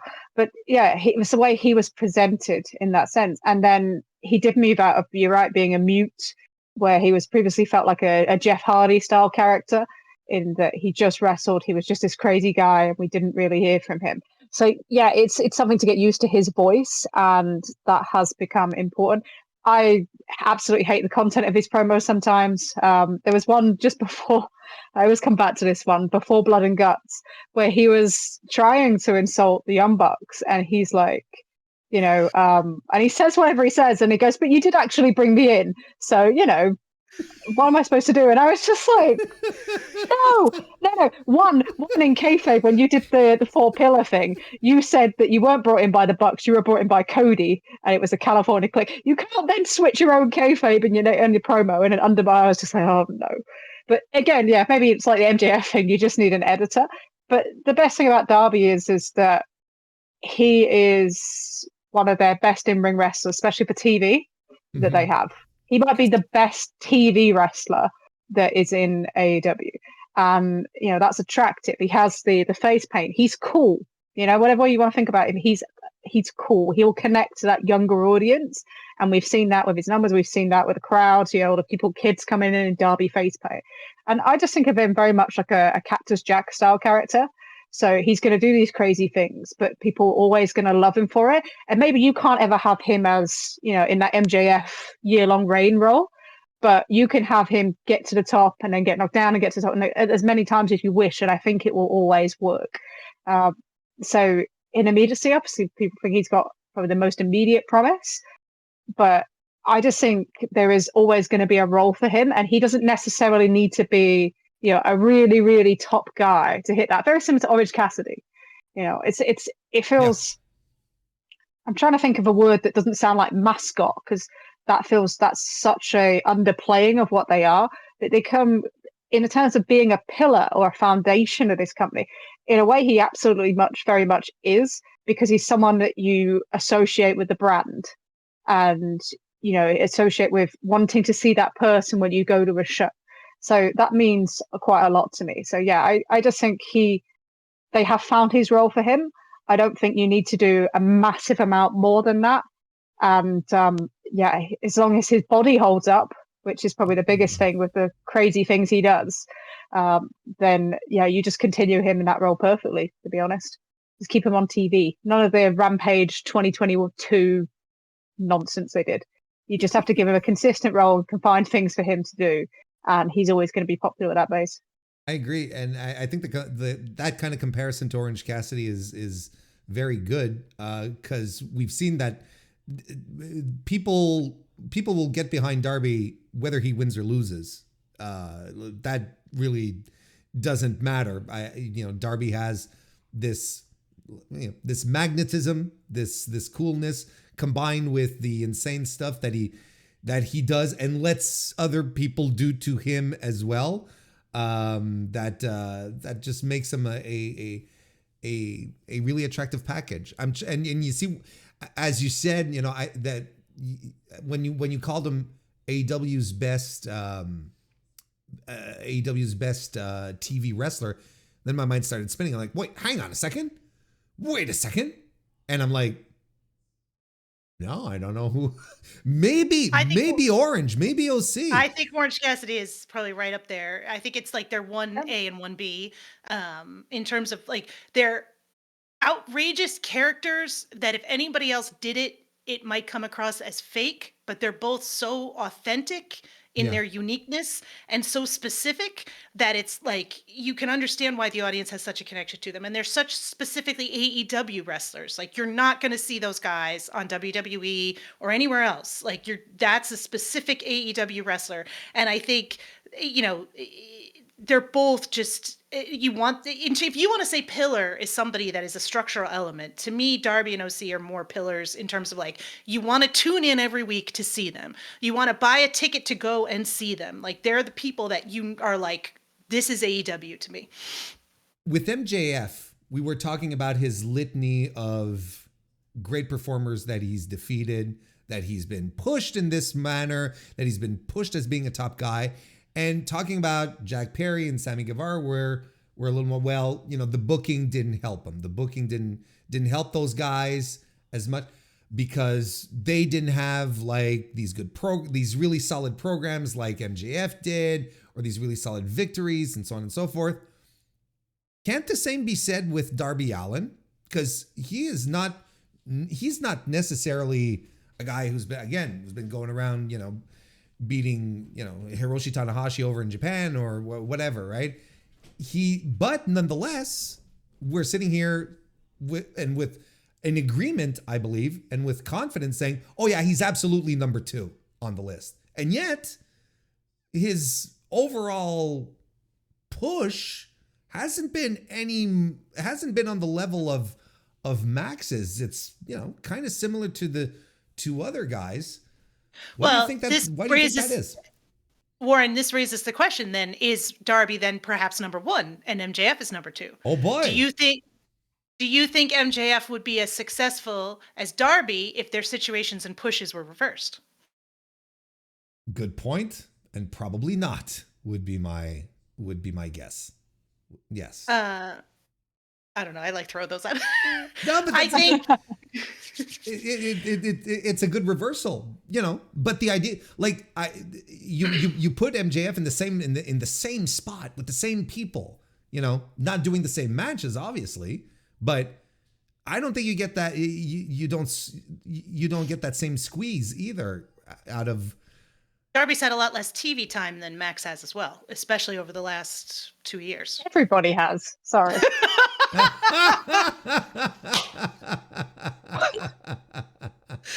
my girl.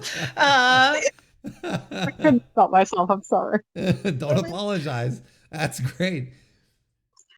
I think that Darby is one of those, again, similar to Orange Cassidy. They have such a connection with the audience that their winning or losing is almost sort of irrelevant in some ways, right? Like, sure. you can put them in big spots on big cards and have them lose a match, and it's not necessarily going to damage them, right?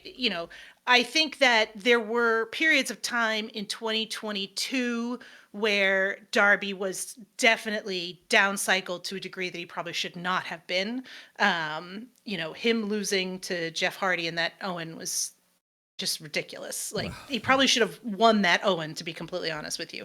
But I think he's still managed to come back from it and, retain that connection he's had. So I don't know. I think, now I'm starting to question whether Darby is more successful than MJ. I mean, it's, there's the obviousness of star power, but then it's like, you did the reversal, but I'm starting to think it as well. It's like, despite it all, Darby is like, he's a guy that everyone is always excited to see.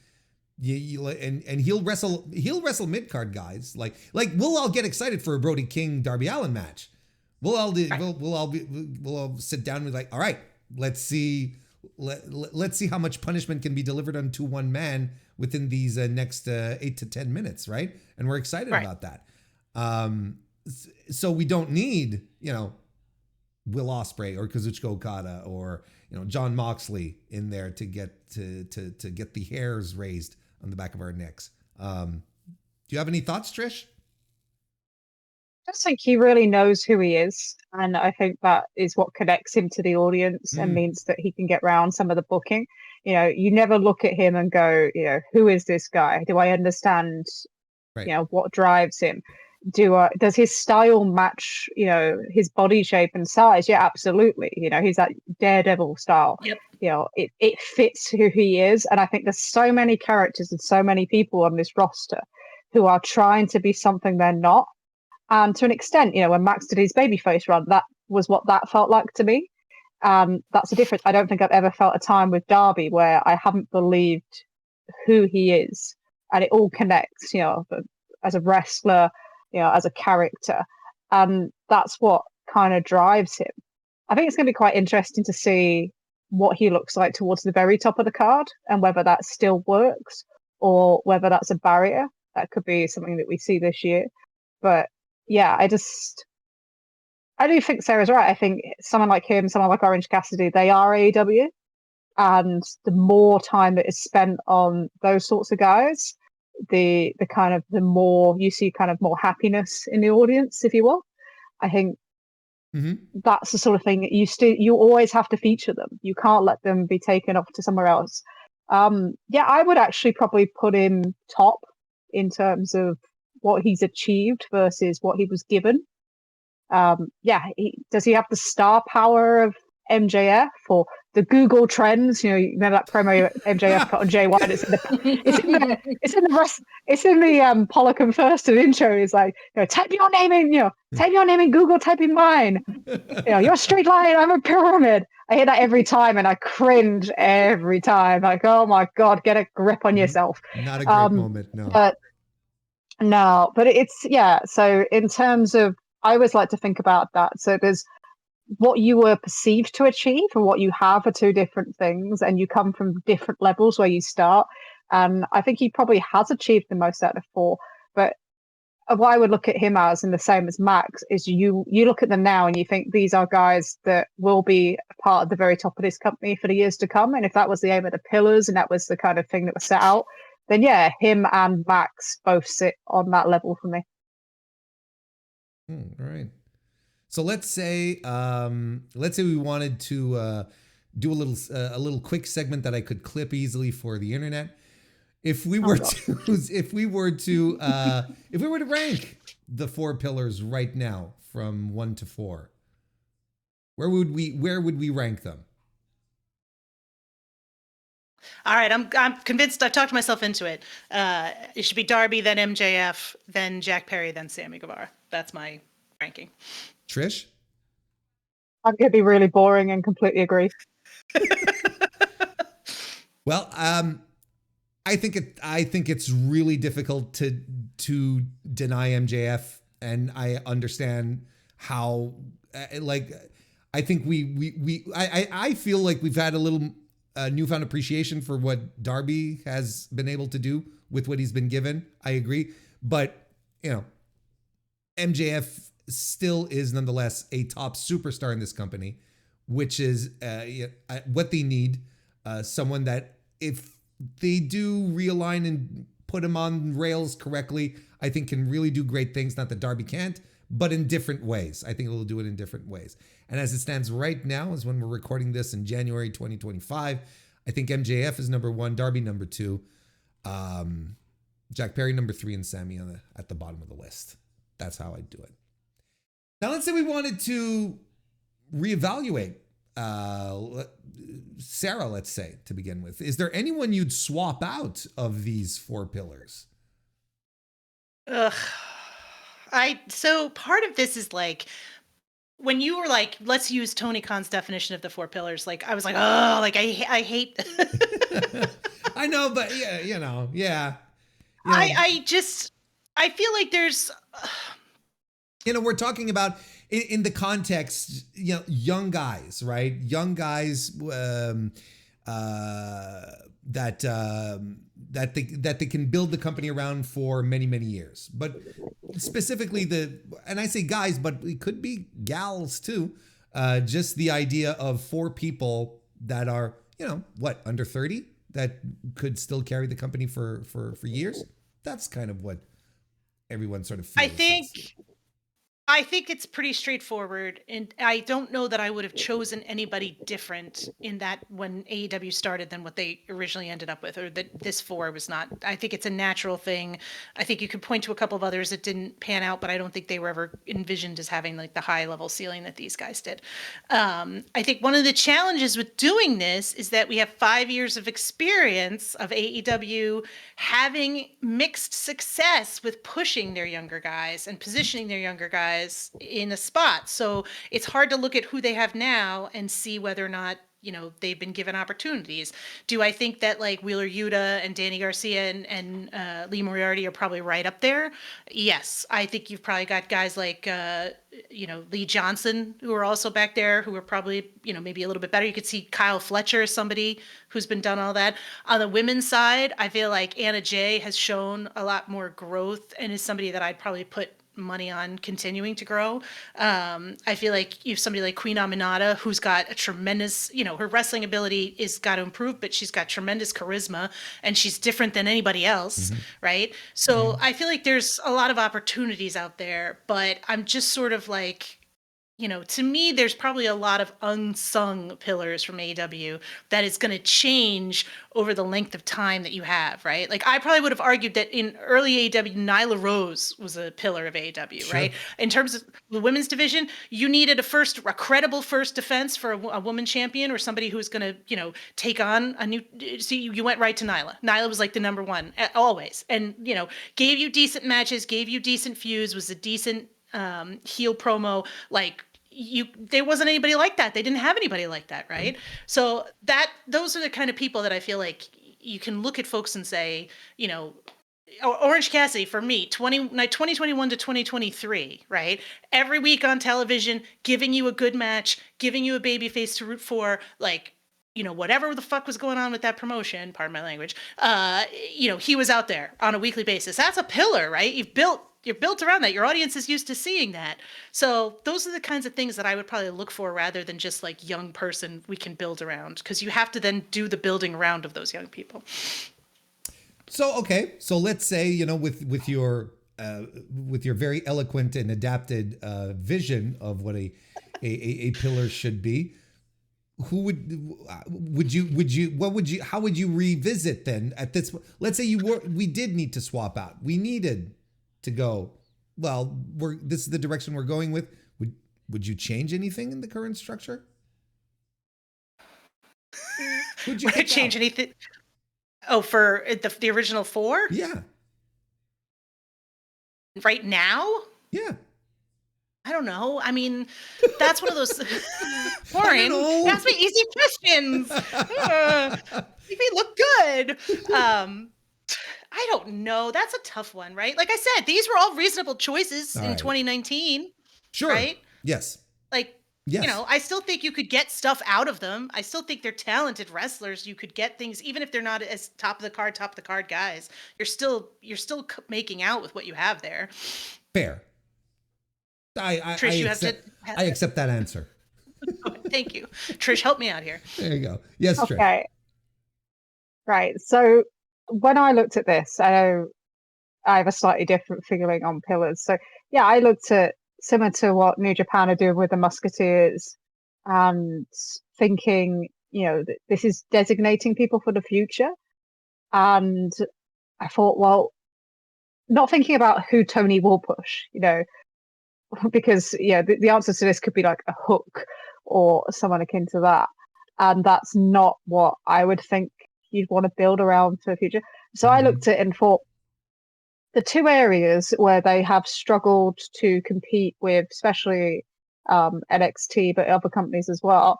The first of all is the women's division is a lot stronger now, but pushing a woman as a very top from your own company is something they've been lapped on numerous times.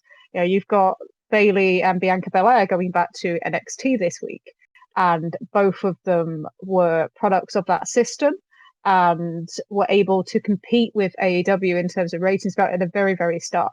So there is a huge impetus right now on, women in these kind of roles within sporting culture, and not just developing that because it attracts more of the kind of younger male fan base, but if you get it right, it will bring in younger women as well.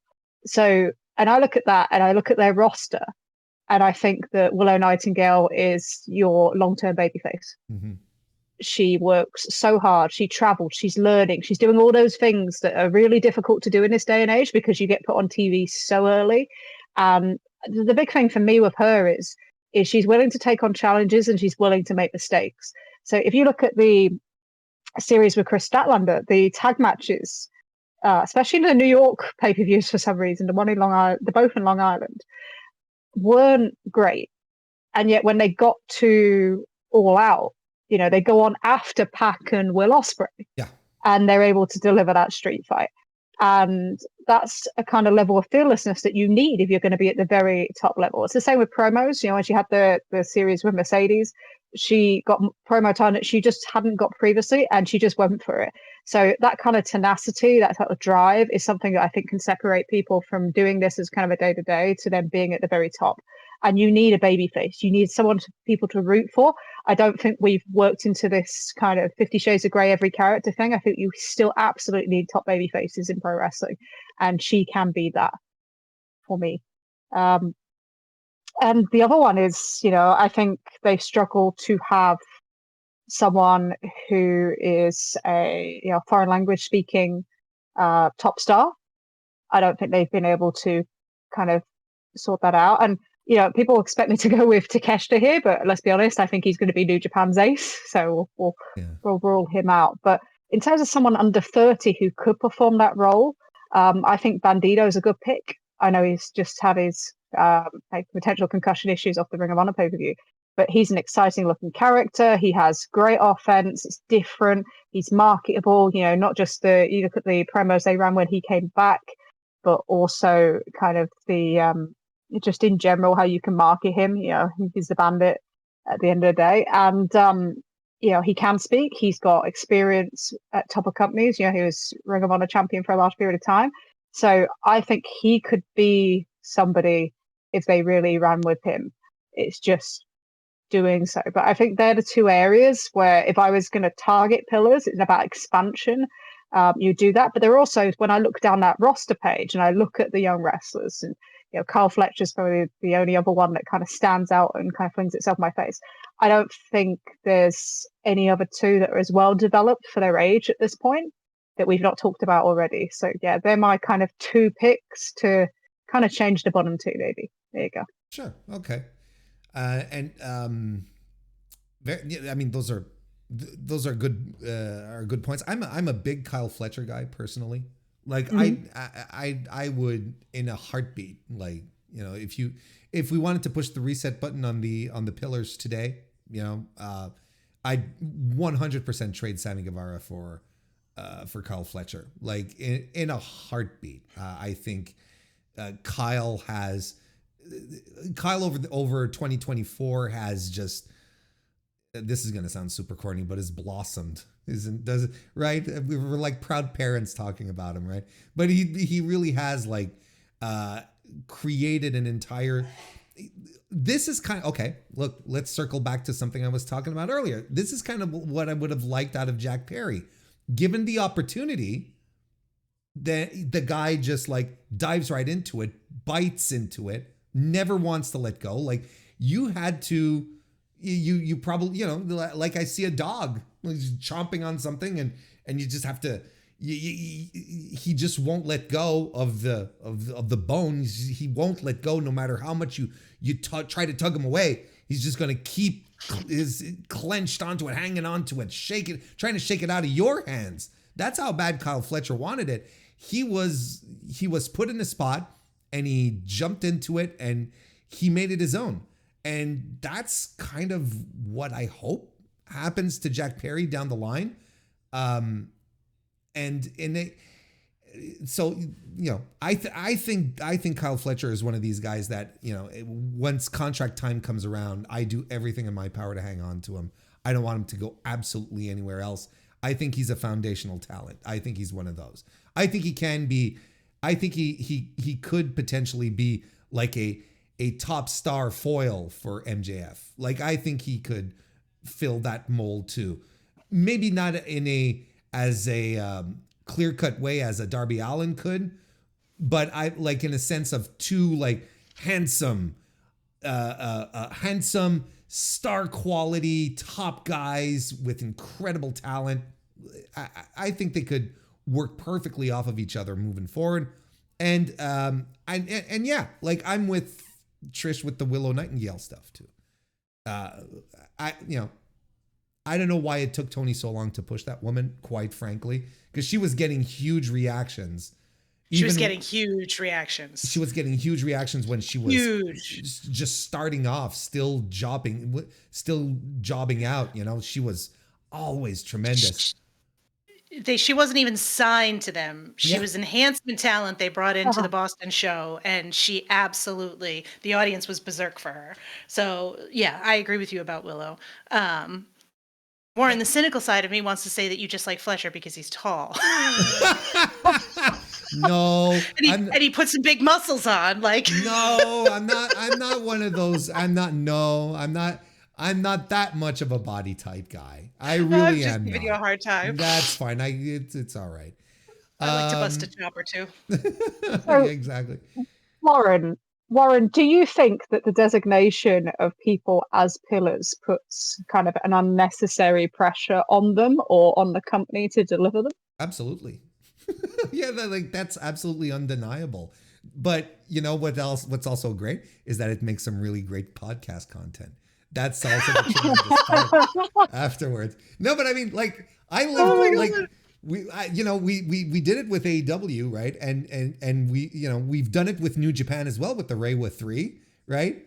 Mm-hmm. So ultimately, it creates great discussions, but absolutely, like, if we want to take it back to the level of the promotions and the wrestlers, absolutely, it creates an unreasonable amount of expectations, right?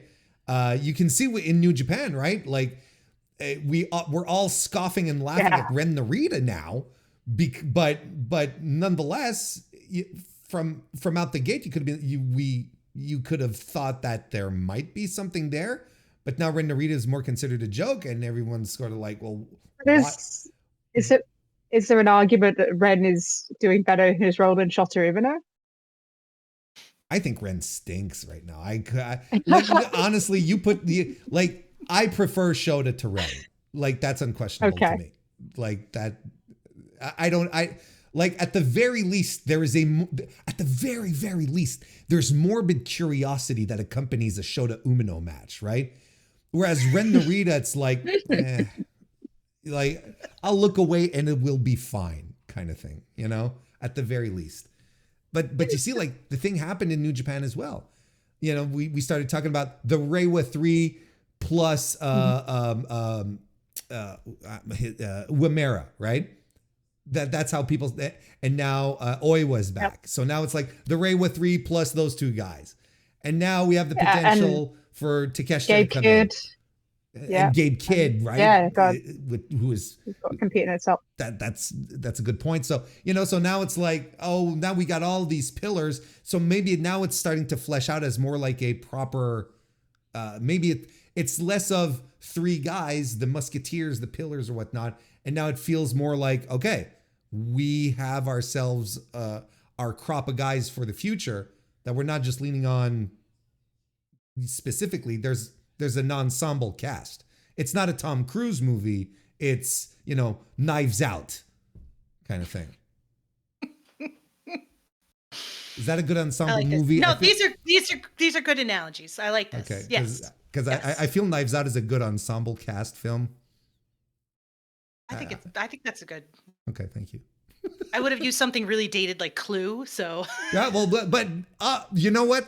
That's also one of the classics as far as ensembles go. I would have appreciated that one too. All right. So okay, well, there. Yeah, I mean, ultimately, yes, it does put a lot of pressure. I think it's a good way to sort of wrap it up. But yes, I think it does put a lot of pressure on both the company and the wrestlers, and maybe in an undue way, and maybe look. Like, I don't think MJF was necessarily trying to start something. I think it's something that he believes. I think it's something that at the time he was like, I'm going to put my boys over. Because for everything that people critique about MJF, he's very good at putting his opponents over. He's very good at that. Oh, no, okay. Well, tell me about that face then. What do you... like? I think that... Warren, I love this. You know I love to fight with people about wrestling opinions. Sure, this is like my dream come true, and Trish and I are too polite to each other sometimes. I think that MJF gives the appearance of putting his opponents over, but I don't know that he's doing as much as he appears. I think there's a lot of smoke and mirrors there, right? Like, I think that he puts people in long promo battles, like the Four Pillars, right? I agree with you that he wanted to elevate the Four Pillars, but he also stuck them in a promo battle. Who's better at a promo battle? Jack Perry or MJF? No, okay. I concur. Okay, yes. But the idea is, and recently I can't remember with who I was chatting with, but you know, the idea that a heel cutting a promo, right? When a heel cuts a promo, there's no point in the heel completely burying the guy. Agreed. You know, agreed. That's what I mean, where it's like he'll always elevate the other guy in his promo, because otherwise if all he does is fight chumps and wins against chumps and doesn't bring the audience to realize that his competition is actually competition, well, he won't look all that hot because all he's fighting are nerds, you know? I think you have a very good point there, but I also think that some of it is like on a surface level. Yes, MJF is putting the guy over. He's reading his Wikipedia page. He's talking about how great he is. I think that the that was pretty cutting, wasn't it? But I think when you look at it deeper, MJF is not quite as giving as, you know, I think I point to that Garcia feud, and, you know, I don't think that Garcia came out of that MJF feud better off for having feuded with MJF. No, I agree with you.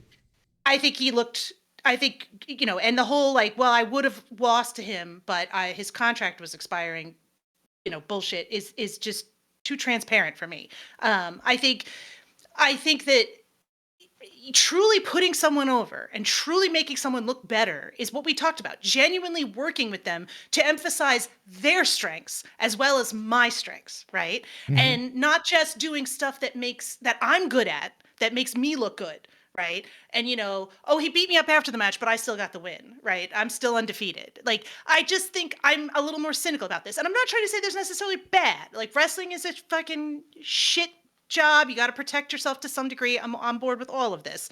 But I just think there's a degree to which there's a lot of this, for me, is kind of a surface level of like, well, he said nice things about his opponent. I need a little more than that in 2025. Like, you know, I mean, and I don't see how Jeff Jarrett looked very good last week or 2 weeks ago either, but. Well, I mean, you can't put all of that on MJF though. No, JJ didn't help himself. I agree with that. Like, no. But yeah, I don't know. This is, Warren, I feel like I could go back, sit down, write out a list of things and have this debate for another 3 hours. So I don't want to like belabor the point, but I don't know. That's kind of where I'm at. Well, I mean, I'm excited for MJF to elevate young upstart Jeff Jarrett, right? That'll be great. That's going to be tremendous. It'll be very giving in the ring, you know.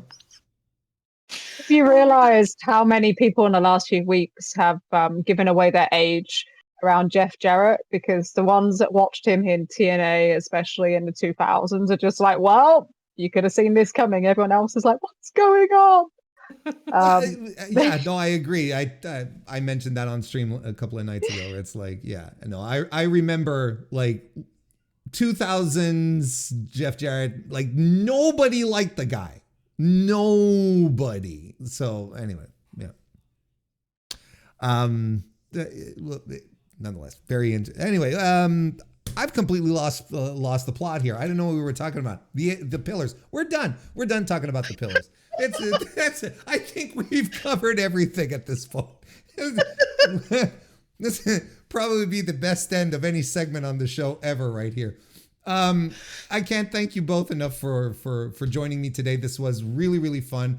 I love your podcast and I love your insights, and I was glad to be able to pick your brains on this one here. So Trish, Sarah, thank you so much for joining me today. Thank you, Warren. This was really a fun time. Thank you. I appreciate it. Thank you very much. And we're always so nervous to do anything like this because we are not actually very good at all this. So what? That's how it feels still. So no, we very much appreciate you leading us through. So thank you. It was very easy because okay, like this is still rolling. Just to be clear, you're the kind of guest that you have on, which is really easy because you ask a question and you just go, and it's like stuff, and you talk, and everything's brilliant. And then you write a note down. It's like, oh, this is a good point they made. I'll bring this back up. It's like, this is a dream. Are you talking? You kidding me? This is fantastic. That right. I'm British, so that's too much niceness. So let's well, move on. I'm Canadian, so there you go. Okay. I appreciate it though. Thank you. Thanks to both of you. Thank you. Thank you very much. And that about wraps it up for another edition of the Mr. Warren Hayes Show. Thank you again for joining me, and thank you again to Trish and Sarah for joining me as well and having such a great talk about the 4 pillars of AEW. They will be back. We're going to have a good time. We had a good time, and we're going to have another good time down the road as well. Be sure that you subscribe to their podcast. the Trish and Sarah podcast. You can find it on the Social Suplex Podcast Network. You can find which you in turn can find on your favorite podcast app or on YouTube as well. They're everywhere, just like me. So follow them on their socials. It's all tremendous, and you're tremendous for listening to the very end here. Thank you all so much. I will be back, of course, on Thursday for the Dynamite review. There will be more streams as well. There's all sorts of stuff that's cooking here on the Mr. Warren Hayes Show podcast stuff, channel, whatever. Thank you very much for joining me. Go watch some Randy Orton and get back to me, and I'll see you next time.